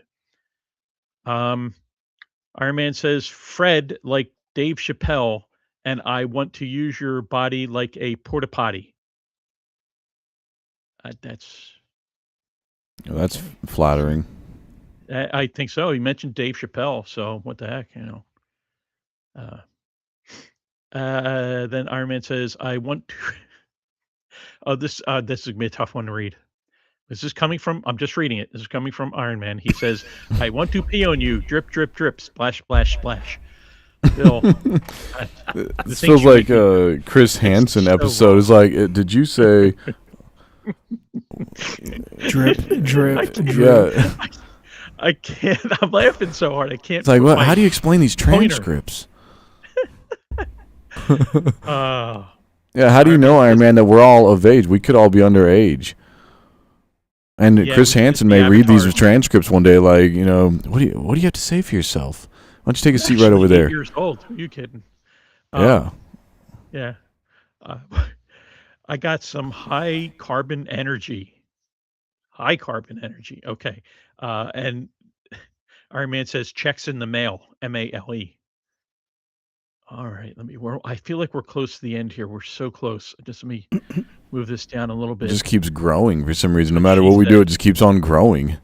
That's what she said. I don't think she Let's said it. I was see. there. But who are we talking about? I don't know at this point. All right, Frederick says, "What if the bot is too smart, like AI being a lot smarter? My sister talks to Meta AI in WhatsApp, and it acts like a real human. My little sis thinks that is a real friend. Guys are so cooked, serious FR." Yeah, I think a lot of guys are turning to that intentionally because they feel as though there's some sense of connection there that they're not Well, getting this just with goes back to humans. my point earlier. When you start, which one came first, loss of access or the lack of pursuance? But either way, it's a cycle now. And now that access is being restricted, and whatever you want to blame the cause, people are going to find other means for access. Yep. Wait till those bots come out, man. I should buy stock in companies that are going to be doing that. Like, I'm sure they're in Japan. They're going to start producing Well, these you love know, bots. what they sex say bots. is you invest in the shovels, don't invest in getting gold. So Yeah, I'm thinking I might need to start investing in some shovels. We'll just code name them shovels, guys, so we know what we're talking about. If I mention shovels, you know what it is. I'm saying you don't invest in the bots and the companies that are building them. You invest in the infrastructure and the tools that they need to make those things, like the chips, the infrastructures, the technologies. Well, that's hard to get into, though. Oh, yeah, I mean, you can always. Not as hard as it is to get out of. Yeah, I wouldn't do it now. But Make sure you get the correct size for your love bot. King James says NV Energy representatives push back the idea that data centers are the main culprit behind the decision to stop supplying energy to the Lake Tahoe community, telling Fortune that it was part of a long-term transition predating the AI boom. After NV Energy initially sold its California assets to Liberty in 2009. It struck a series of temporary agreements to keep providing power to Lake Tahoe until Liberty could secure another energy supplier. And seems pretty convenient, doesn't it? Iron Man says it's public storage. Oh, damn it. Hold on. It's public storage. I was hoping you are not of age. I think Chris Hansen might be giving you a call. King James says, guys, I'm flattered, but I'm not a bot. Iron Man says, my PP is an innie, that is a shame. That just sounds sad. See, that sounds like something a bot would say. Iron Man says King is definitely a bot. Frederick says, oh crap, get out of the way. Why Gene Hackman married a Japanese woman? Oh, oh, maybe, I don't know. But Gene Hackman is no longer with us, so I can't ask him. And then King James is coming back with Envy Energy is constructing a new 4.2 billion transmission line called Green Link West that could help Liberty access a wider pool of energy suppliers. That doesn't fix anything. That's yeah, like, says, if you have a gallon of water, but you got 8 cups, and you just split up this gallon of water into 8 cups, you didn't add any water. You're just robbing Peter to pay Paul. Unless it's supply and demand. Unless you create new supply, you can't just redistribute and think you solved anything. Yeah. He continues with which would be cutting it close for Liberty and Lake Tahoe needs. Oh, because of May of 2027. Yeah, sounds like this is somebody to be done trying around that time. Yeah, it sounds like somebody trying to push out NV propaganda. Yeah. David Zerm sent us $4.99. Appreciate that. So yeah, that's it's hard to split 99, but that's another $2.50. Well, 1 cent ain't a problem I got. Yeah, 33 and some change. He says I'm investing in rhino pills. Wow.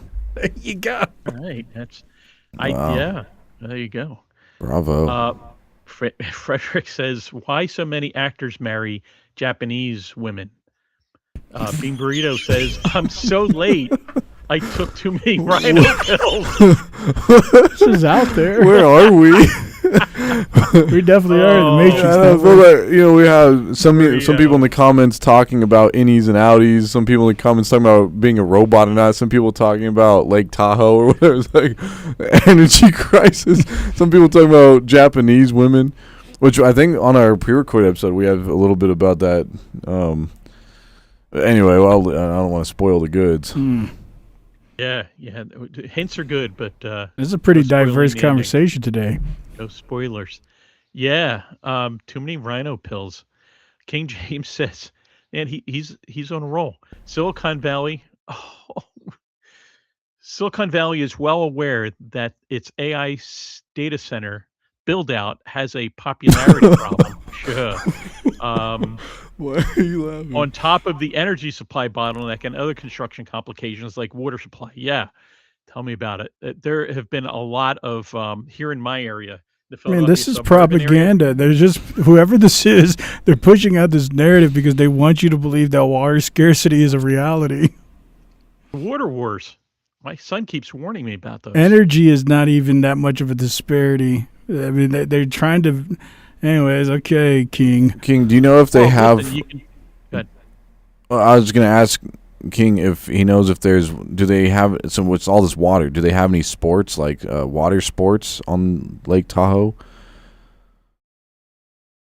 I think Lake Tahoe is famous for water sports, isn't it? I think Lake Tahoe is one of the most cleanest lakes in the world. Yeah, I mean, that's almost drinkable. Well, it is. I think it's cleaner than tap water. Yeah. Listen to this. Oh, wait a second. Well, he's over here laughing like a giddy young man. You're gonna like this. Hold on. I got to get a new setup here to make this easier. Let's see. So he also said that may explain the turn to unusual schemes, such as offering homeowners the chance to host mini data centers. How about that, huh? Yeah, we talked about that in this week's episode. Along with more exotic, I guess, proposals such as launching orbital data centers into space and floating AI data centers in the middle of the ocean. King James, you are on it, man. That's I've heard a lot of that recently. It's very interesting. I don't understand why they don't send up solar collectors up into orbit, and it should be easy to send the energy back. So just put all the solar panels up there. And technically, because there's no way to disperse the heat. It's vacuum, assuming you take for what they say is true. How are you going to disperse the heat? You'll need a radiator the size of a bus if you have a small solar panel array. The problem is dispersion of heat in a vacuum. They're not going to tell you all that. You're going to say they have a solution, but it ain't. If space is a vacuum, the only way to do it is you're going to need a radiation system so it can pull away the heat. Yeah. But that radiator is going to have to be huge. I think space is mostly a vacuum. I think they're just they say it's a vacuum, but I think it's mostly vacuum. Even if it's mostly a vacuum, it's still going to have to be. Slight breeze. It's going to have to be. Well, if it's a slight breeze, then that's fine. That solves all the problems. Yeah, they don't talk about it though. And not just that. If there's all this debris, that's the other problem. So we got some more donations here, guys. I got to give shout outs, man. Anita, very generous for the $4.99. Shout out. Yeah, no, I can see that yacht. I can see it on the horizon, colleague. People being very generous. Yeah, Anita sent us $4.99, and she said, "Sorry, I'm late, boys. Start from the top, please. Don't wish that on me, please. Don't wish that on me." Oh, well, to sum it up, we've been talking about: is there such thing as deserving something, or what is entitlement, and the separation between the generations of boomers and Gen Zs, and has it been premeditated to create this false illusion of division? And then we've gone into King James's expositions of NV Energy and Lake Tahoe and how this is it's a no big deal. Apparently, King James is telling us that this is a nothing burger. They have found alternate means of distributing the energy by alternate contracts with Liberty Energy, and that the water disparity is a concern for those in Silicon Valley. So we need to believe that the water scarcity is real, but they have figured out how to fix the energy crisis because of secondary contractors.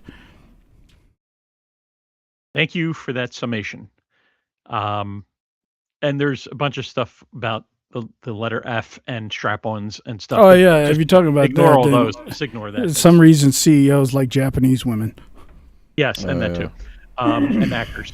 Bean Burrito sent us $1.99. Thank you very much. And it says, my robot dog hasn't pooped in days. Vet visit soon. I would probably take it to a mechanic.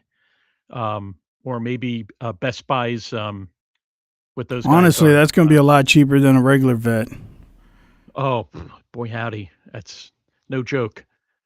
No joke. Let's see. Bean Burrito says, I'm late too.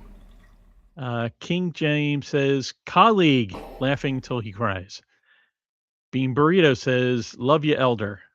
Thank you, Bean. Frederick says, look, guys, King James fooling us with his real human tricks as he gives colleague ha-ha emoji. Real psyop, real propaganda. CIA. Nice. Hey, we're on to you, King. Frederick has seen through it, man. Bean Burrito says, I wish I was a bot. This heat is killing me this summer. Well, I'm curious what general area you're in, Bean Burrito. It hasn't been too bad here in the Philadelphia area yet, but I know it's coming. Well, if you're a bot, wouldn't heat be a problem for you too? No, because you live in a little air-conditioned box with your CPU sitting there. It's a box of bots, but a box of bots. Exactly. We've been talking about heat and all that, right? Like with the data server stuff. What have you guys been talking about? One CPU versus 1,000 servers. There's a big difference there. Well, I'm sure they're going to, the El Nino or whatever, they want to choose a boy or girl this year. It's going to be the talk pretty soon. So another layer of all that. Yeah. Here's a good one for you. King James says, host, you're right. Lunar lava tubes provide a constant low temperature, approximately minus 20, alleviating the high cooling cost of terrestrial data centers. Wow. And then Frederick says, confirmed, you are bot. What are lunar lava tubes? Lunar lava tubes. Well, it just Oh. it depends. He's going to have to expand. Are you saying this is on the hypothetical that it's terrestrial in the sense of the moon, but you're saying it's non-terrestrial, so in space? Maybe you're talking about a different format of using a tube as a radiator, but I would say that's inefficient. Unless there's some alternate means to extract the heat, but No, common yeah. radiator functions with fans and all. That's pretty efficient. That's why you still use fan. When I mean fans, it's like fins, not fans, fins And, for having the max amount of space to absorb heat, so you can reallocate your heat. It's better than just a flat plate. yes, that is correct. That's why you see them if you ever opened up your computer, look at your CPU or your GPU. I You'll find don't these know weird anything about no lunar tubes. lunar tubes. Yeah, lunar lava tubes, man. I'm almost done. I'm so close. Anita says I am in South Florida and it's already hot. It's always hot in Florida, though. Correct me if I'm wrong, Anita. It's always hot in Florida. And Bean Burrito says Utah is toasty this summer. SLC broke a heat record a few days ago. Interesting. I'm waiting. Like I Fred- talked about it back. I can't remember what episode. I think it was like 70 something. It was called Frequency Fallout. But I'm waiting for them to start pushing out again the narrative that the oceanic streams that basically act like as a radiator that takes the cold water from the north and the hot water from the south, and it recirculates, so it acts like a natural radiator for the ocean. It's all jacked up, and we're going to be getting Category 6 hurricanes. Like they've already been propagating the idea of a Category 6. So I'm just waiting for that. And, of course, back in that episode, I was talking about those weird anomalies that were showing up out of nowhere, these blobs, because of these weird frequencies that were being propagated by this little tiny island in the middle of nowhere. And it just seems like then all of a sudden we started hearing about, and then I was explaining, microwaves heat up water because they're activating the molecules. And if there's a proprietary frequency that they know how to move these water molecules fast enough, you can artificially heat the water, especially by utilizing these currents, these oceanic currents. So, that's a idea like of all of that. Interesting. Yeah, man is definitely messing with the environment. There's no question about that, and it's only going to get worse. But drive your electric cars, recycle every week with the trash bin. It's going to save the earth. Stop using plastic. It'll be okay, really. Yeah, I'm cynical. I'm old. I'm jaded. I'm cynical. Anita That's says okay. I'm from South Florida and it's already hot. Yeah, you already read that. Did I? See, that's what happens when you're a senior citizen and you're reading things that go by. Okay, I don't think I read this. Anita says, why don't they build data centers underground where it's cooler? Mm. Yeah. Because that's where all the elites live. Yes, Can't take that's up true. their Enough- living Yeah, spaces. enough room. They're all bunkers. And who's Frederick says, who says underground is cooler? Interesting. Oh, and then we got some more from King James here. So But before we get to Gird King your- James, okay, I want I was to gonna say, gird your add. loins. Go ahead. I've had this conspiracy, and I can't really prove it, but it seemed interesting. So you guys remember a couple months ago, Trump demolished the West Wing, and he Yep. was talking about this ballroom, and then we all found out that it's all because there's this archaic underground bunker that needs to be connected to Palantir and everything else, and everybody found out about that, which made me instantly start thinking, That's where they're putting the data server. the data servers, what if it's just a mock-up so there can be underground bases. They're literally saying these data centers are the size of Massachusetts. That's huge. And it's like, that's a military base. And when, there's like Dulles Base, which is underground. They already have underground military bases and infrastructures. What if these data centers, and not all of them, so you have some real ones, so you can keep up the illusion that, these are real data centers. But then you have really big ones, and they're just a cover-up for large military bases or something else. But I was thinking maybe they're building things underneath this facade of a data center. That is an interesting theory. Because there is Dulles Base. And well, there's a lot of other bases like that. Yeah. Well, what NORAD's in the side of a mountain, right? Mm-hmm. I just man, these are huge. You're talking about like the size of Massachusetts. I was like, what are you talking about? Yeah, I don't get that. I was like, man, that sounds like you're building a city. Or a state. I mean, holy cow. I mean, that's what I'm saying. It's like, okay, I don't think you're building a data center there. I can't even imagine where there's be space enough in this country to put. Well, that's why Bill Gates and all these boys are the largest owners of farmland.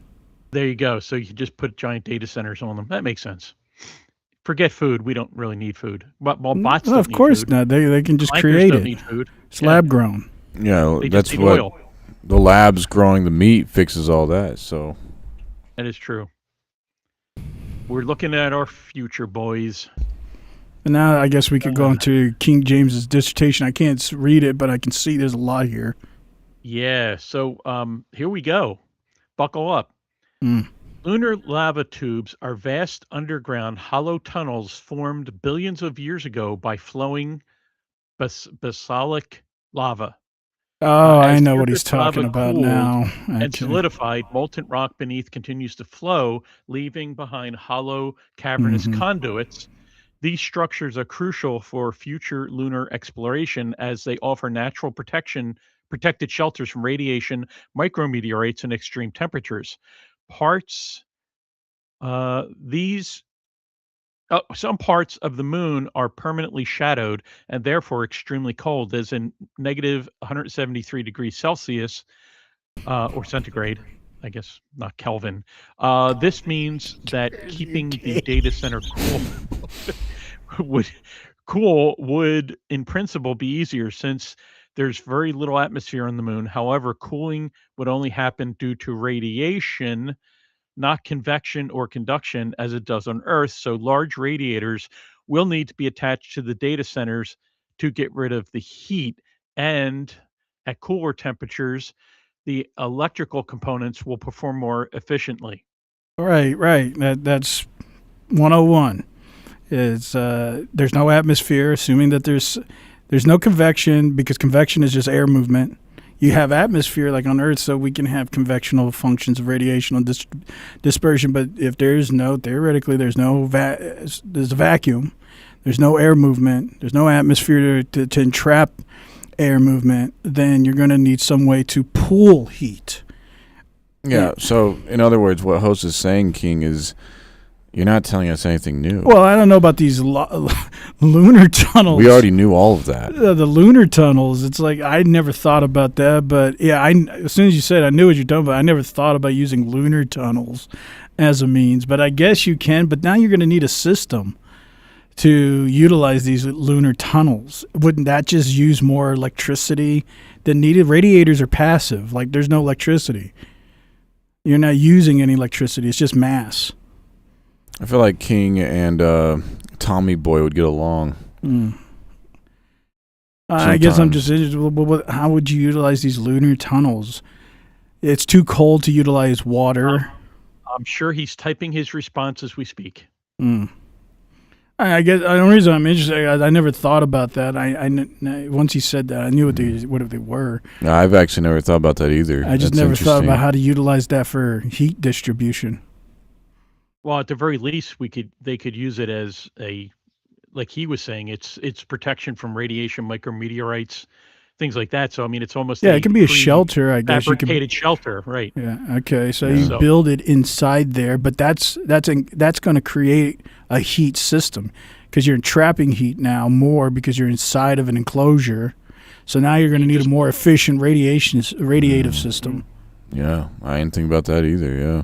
yeah, but the ambient And then you're going to heat temperatures be much heat lower. the surface, and if there's any frozen water, then that's Well, that'll going be a to. bonus. Or if there's helium gas, you're going to have a combustion because they say there's helium-3.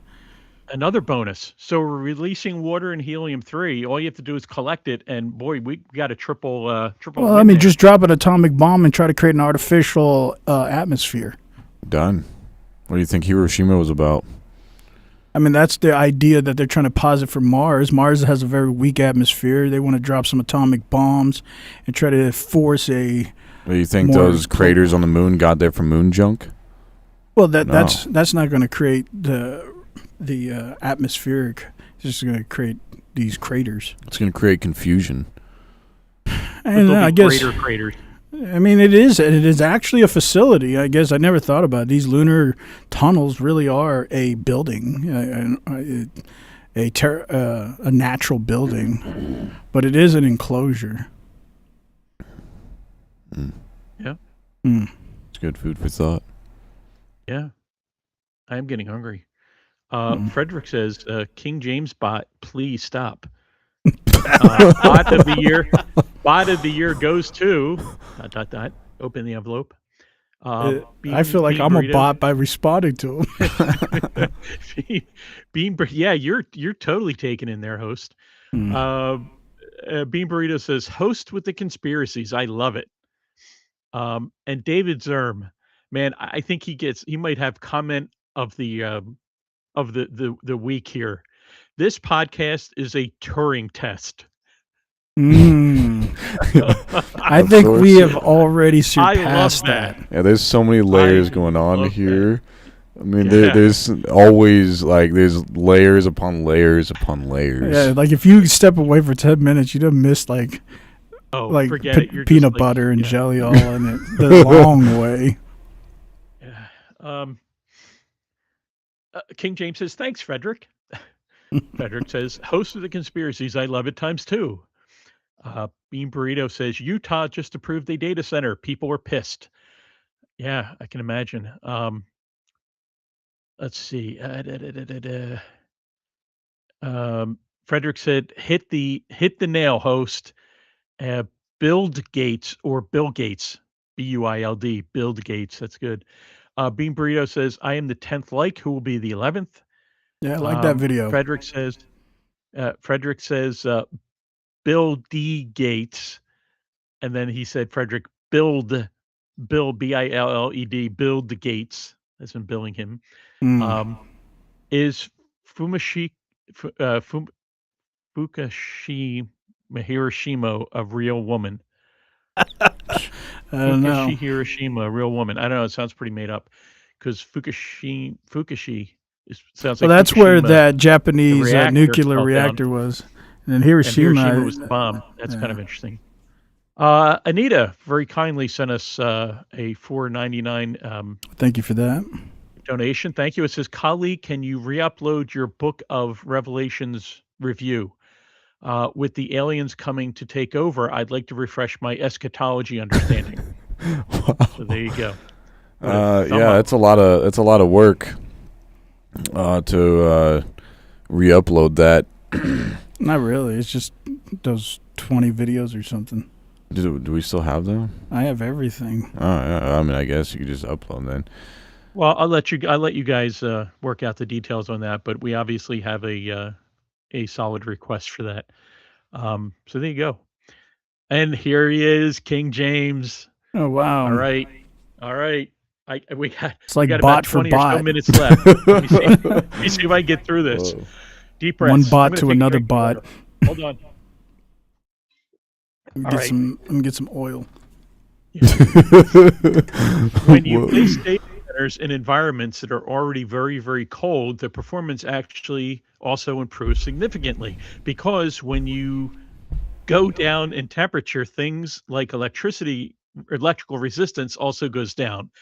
Future moon-based data centers could be powered entirely through solar, uh, since the parts of the moon's surface are always cold, near the lunar poles are relatively close to crater rims that are nearly always exposed to sunlight, unattenuated by the atmosphere. Theoretically, data centers can be hidden away from the sun and power can be transmitted from these rims, resulting in perfectly renewable operations at low temperatures.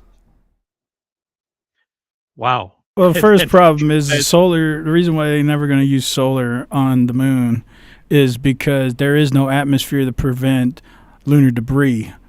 The reason why there's so many craters and there's so much stuff over there is because they're constantly being bombarded by little pieces of meteors, little pieces of asteroids. There's no atmosphere to, like we have on Earth. A lot of it gets burnt up.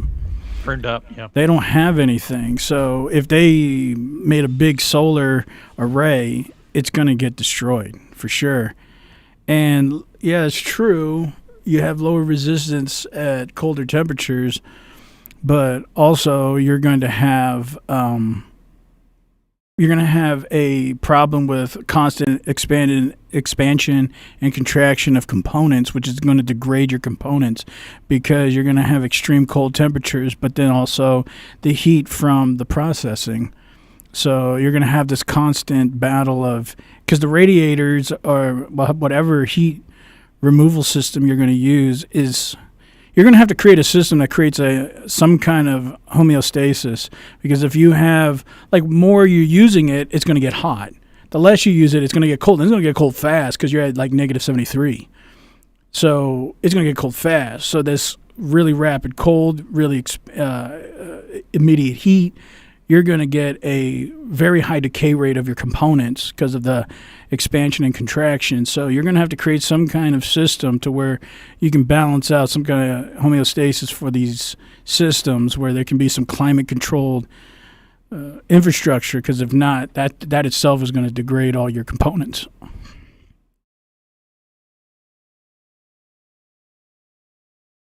Yeah, what he said. Man, I feel like a bot. It's like bot for bot.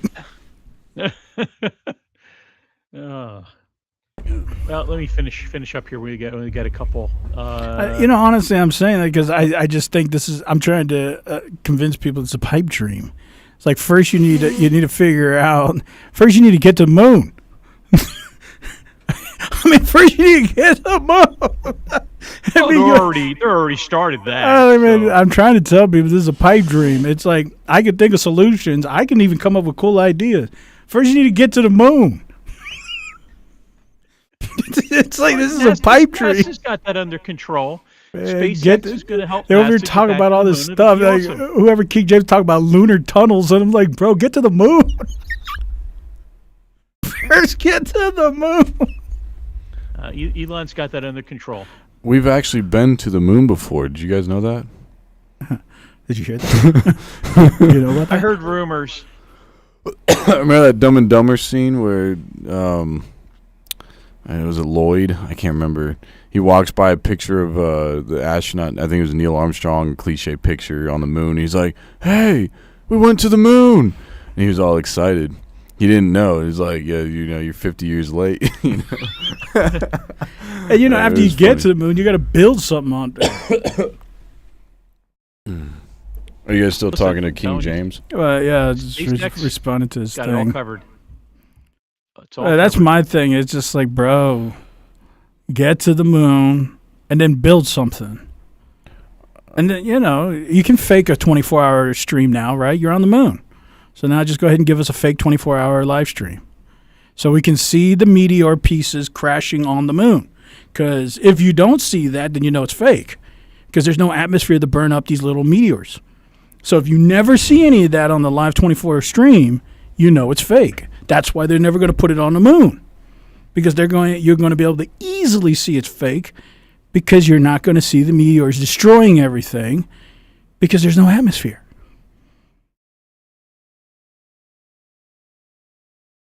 That's why they're never going to give you a live stream on the moon.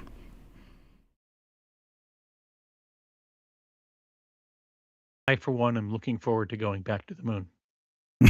Me too. Yeah. And I've I'm never going been. back to my lava tube. My Yeah, well, cozy lava tube sounds cool. That actually sounds pretty cool. It sounds like what, you guys can't lie to us. You're broadcasting from one of those lava tubes right now. Shh, shh, shh.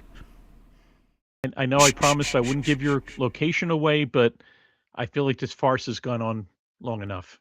I mean, when we were kids, I don't know about you guys, but when I was a kid, I used to like playing with cardboard boxes, making like forts and little like tunnels and stuff like that. And that's what it reminded. As soon as he said the lava tubes, I knew what it came to my mind. I was like, that sounds like a lot of fun.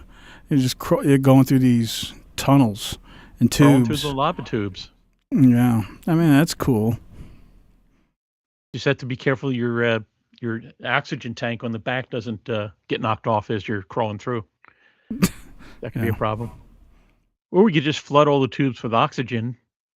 You could just crawl around without a suit. That'd be cool. there's no atmosphere to keep the oxygen there. You're gonna have to enclose the tubes.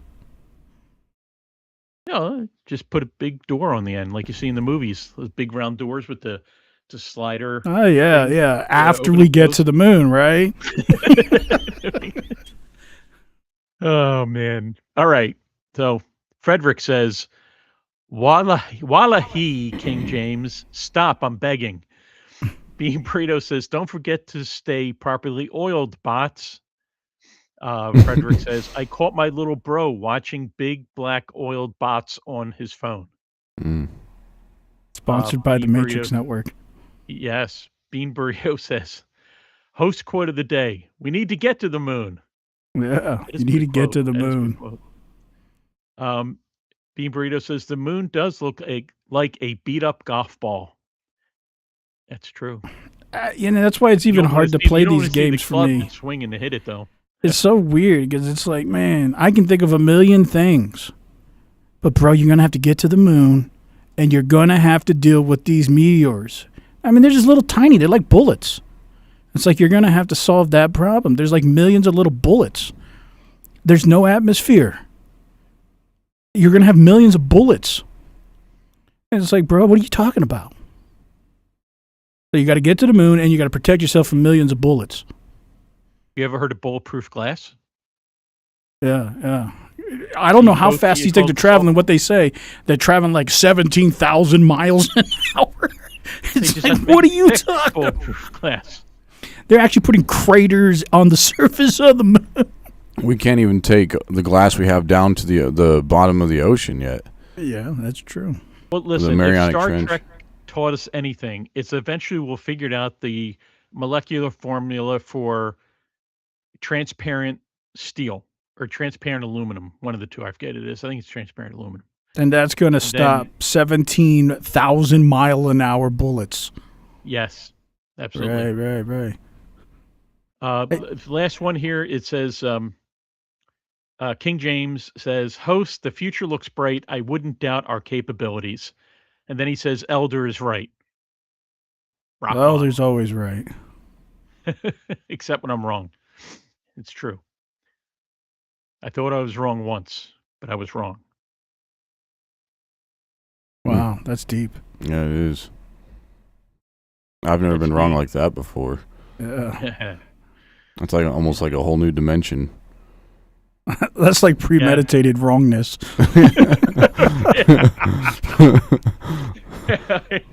I like that. Mm. Anyway, that is the end of the chats for now. Well, I was going to ask Anita if she believes in aliens. Like, do they walk among us? Yeah, I'm not talking about illegal or whatever. I'm talking about the extraterrestrial kind. What about you guys? You guys believe terrestrial it? aliens, extraterrestrial aliens. Yeah. Do you guys? And we're not talking about. Yeah, you're not talking about the ones that are at I didn't even talk about it this week, but apparently there is an unprecedented record of underage pregnancies turning up positive at detention centers at unprecedented rates. And of course, it's not because of anything anybody's doing. They just happen to, some reason, have a bunch of underage pregnancies coming up. And, you know, what's the cause? But so we're not even talking about those aliens, right? You're talking about, like, a different species. Yeah, because a lot of the people who got caught with PDF files on the Disney cruise, they were actually deported. They were sent back. They were actually immigrants. So yeah, they were aliens, and they were. But you're not talking about those. You're talking about like a different species than human. Precisely. Alien. All right. Well, that's a good question to ask everybody. Do you guys believe aliens, as in a different species? Because Anita Carroll seemed to connect that to the Book of Revelation, and that's what my mind went back to. Is if you're getting this from a historical standpoint, like usually people use Ezekiel, that you know, how he sees wheels within wheels, and there's flashings and lights, and there's seemingly a glass dome over these wheels with somebody inside, some living creature inside.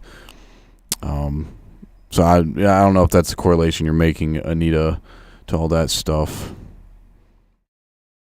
But that's just a generalized question. How many people here, that are still here, believe literal non-human aliens? And possibly, are they among us? Well, Frederick says, guys, we are so cooked, AGI is here. And then he says, I believe aliens are real. And then he says, those reptilian, hybrid, humanoid, satanic pedophiles. That's a mouthful. And then he says, why don't we get it from the Quran? I'm not quite sure. I know that Frederick, I believe, practices Islam. And get what from the Quran? You talking about what you said previously? 'Cause, I think we do get that kind of stuff in the Quran. Doesn't the Quran assimilate that with jinns? Oh. Yeah. Well, I was going to say you don't even need to be a hybrid or a reptilian to be doing things with little girls in the Quran. Sure. That's a whole other, you're going down that road. That's a whole nother debate. He's saying those reptilian, hybrid, humanoid, satanic PDF files. I'm saying, I don't think you have to. I mean, you could just be a human being PDF file. And, you can read about that kind of stuff in the Quran. Well, it would, it makes sense. If another species was to come here, they would probably try to focus on the most vulnerable. They wouldn't go for the most powerful if they're trying to extract as much as they can, assuming that it's resources like adrenochrome or whatever. They're going down that road of thought that usually is correlated with reptilians and celebrities and elites. It would make sense if there's a necessity for extraction. Like anything, the younger you are, the more vital the extraction would be. Now, of course, you're talking about breeding. That's not optimal. They wouldn't be able to produce as much. You probably want to wait longer. But if you're talking about extraction, then you'd probably focus on infants, young children. Yeah, I think everybody should read the Quran at least once in their life. It's a good book to read. There's a lot of things people should read. But it's true. It's true. Unfortunately, that's going on the downslope anyway. Reading? Yeah. Like, we've shown the videos, like, they can't even say silhouette or... Oh, yeah. I mean, it's... Right, those words, they came from Reed. But it's, I'm not here, it's whatever. I'm not judging any of that. I'm trying to bash nobody. Yeah, I mean, really, I'm not. But, you can see it's on a decline. Because some of that I don't think is necessarily...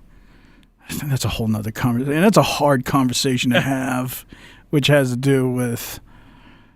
I don't even know if I want to have that conversation right now. We only got I was going to say we have about 5-6 minutes left. I don't think you want It's to. all the time we need. And that's a tough That's- conversation. Like, you're going to have to put away your moral compass.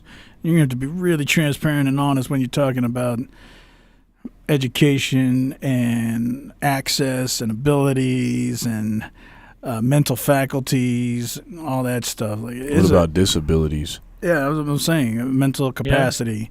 Like, you're gonna have to really put away some moral compasses and just have a conversation. And then that's a difficult conversation to have without being too emotional.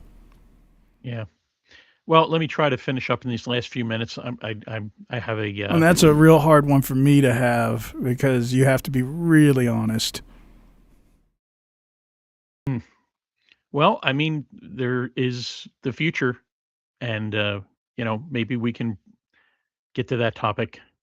in the Yeah, future. yeah, that's true. You can just, everybody As long get as a we all brain trip. Agree. Yeah. Yeah, just put a brain chip in everybody. Oh, well, there's that. Yeah. David Zerm says the young girls who are pregnant are all virgins, meaning we will have several Jesuses, or probably they're going to probably call them Jesus.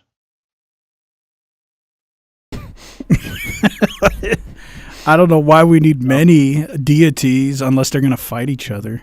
I mean, I guess that's what the Greeks thought. I knew a guy in high school named Jesus.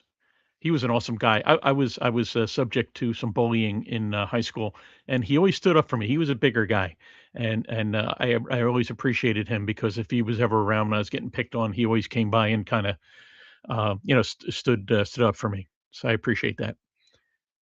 It just kind of came out of nowhere. Okay, Frederick says It's We're perfect to add into this somewhere. conversation. This whole thing, But we've yes. been everywhere. Frederick says, yes, Jin host is right. It's Jin. Yeah, okay, so the Jin. Bean Burrito says, I believe it's possible aliens walk among us, but we need special glasses to see them. Oh, like that red tinted yeah. glass from Vietnam? Was it Dyson or Yeah, something? like that? diagesin or something. They live. We need the special glasses from They Live. The sci-fi movies. I'm not familiar with that one. That's Yeah, the one that's with the why you have guy me where he around. takes off his glasses. And he Oh, puts the it on old and one that says obey? Yeah. Oh, okay, yeah. Yeah, but and the two guys they fight each other for a half an hour in an alley. Well, I mean, what we're talking about is what they were saying, that the government created these like infrared type of tinted glasses that were red and they're special glass, like diagesin glass or something. And some of the Vietnam soldiers were reporting they saw strange anomalies and creatures when they were utilizing this special glass. That was the LSD. It could have been. Or the opium Yeah. huts. Frederick says to colleague, I don't blame you, but you're wrong about the Quran. So that's another. I'm sure that's that's loaded. another debatable. Yeah. I don't know what would you blame me for anyway? What did I say? Did I say something? I don't even know what I said. Only got a couple I minutes. don't even know what I said about the Quran. I just said everybody should read it. Frederick says, signing off, mates. Oh, have a good day, mate. Yeah, see ya. And he says, best till date for me. So he Best kill date? really liked the show. Till He said it's date. been the best so far. Best Till today's date. Yeah, for me, the best till date. Hey man, you should feel free to talk about the Quran and all that. I mean, I know we've been on the financial avenue for a while, but Yeah, next week, bring it. We can't do it now. We literally got a couple yeah, minutes. no, I know. I'm saying that's my world. I like that. You guys ancient want to stuff, talk about so. religious connotations and religious topics? Just ask. Like I'm responding to King James Bot Boy over here, but you guys ask away. We'll talk about anything. Where is King Yep. James? Is he maybe King I James don't know. left He too? I don't know. Probably, maybe he got unplugged. Bean Burrito says another great live episode. Thank you, Bean. We appreciate it. That's why we're here. We're here for you guys. Well, it was fun. I'm- I'll say I'm that. here I for mean, the this residual check, this but, you know. conversation was all over the place. It was entertaining. A little bit of stream of consciousness going on today, but hey, that could That's be fun. fine. That's fine. Feels human. That's why we like it. Yeah, let's not get carried away. Oh yeah, robots. Honestly, that would be the biggest mind screw ever if it turned out that everyone in chats and us, all of us were just AI. We were all It just wouldn't it be bots. funny if I was secretly having a AI agent in the back room over here, and it was assimilating all these chats randomly by creating multiple agents, utilizing multiple different like random YouTube accounts, and That's I'm just awesome. sitting here talking to my own agents, and we're all interacting. And it's real people showing up because they're logging into real YouTube accounts, but it's all just AI agents. Yeah. And I'm actually contributing with super chats. Hey, sometime truth is stranger than fiction. Well, I know it's not true, but it'd be funny if it was. And truth is truth. Oh, King James says, I'm still here, but signing out now. Love this channel. Good day, folks. Well, we love you too, King James. You've definitely contributed to some really interesting stuff today. Come back next week. Yeah, that was Um, some very, very particular data. Really Usually I don't have people contributing that specific. Yeah, yeah. But I That's pretty appreciate depth. that. I appreciate Yeah, that. and I might look into some Lake Tahoe property off air. I think I might do that too. Iron Man says later's haters, and Frederick says truth is truth. If your truth is There we truth are. and my truth is truth, whose truth is truth? I don't know, but that hurts my tooth. My tooth. I always had a hard time saying tooth. Like I still saying. I say it like with an F, tooth. Yeah. Mm. You say tooth But- like tooth. I do want to just leave with that, like what Carly was saying. You know, don't feel like that we're limited to our topics. We're being reactive. So if you guys want to talk about religious things, philosophical things, financial things, whatever, you know, we're doing, don't feel like it's constrained to a certain sphere. If you guys were here for a long time, remember the good old days. We talked about anything. So feel that freedom again. Don't hesitate. You ask, Don't be afraid of getting us kicked off again. and we will react. So feel free. I definitely want you guys to feel it because I enjoy it. I enjoyed this.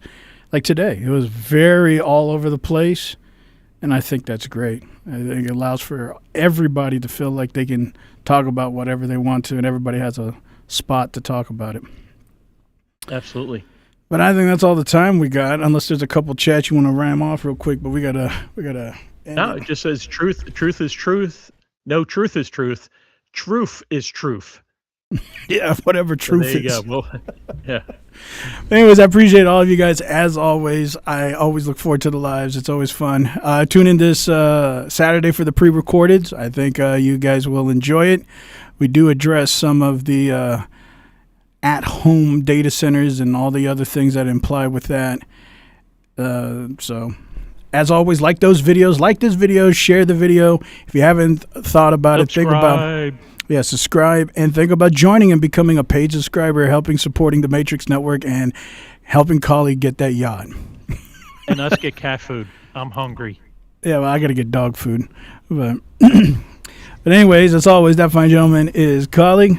That's Elder. And I'm host. And we will see you guys next Thursday. Same time, same place. Until then, we're out of here.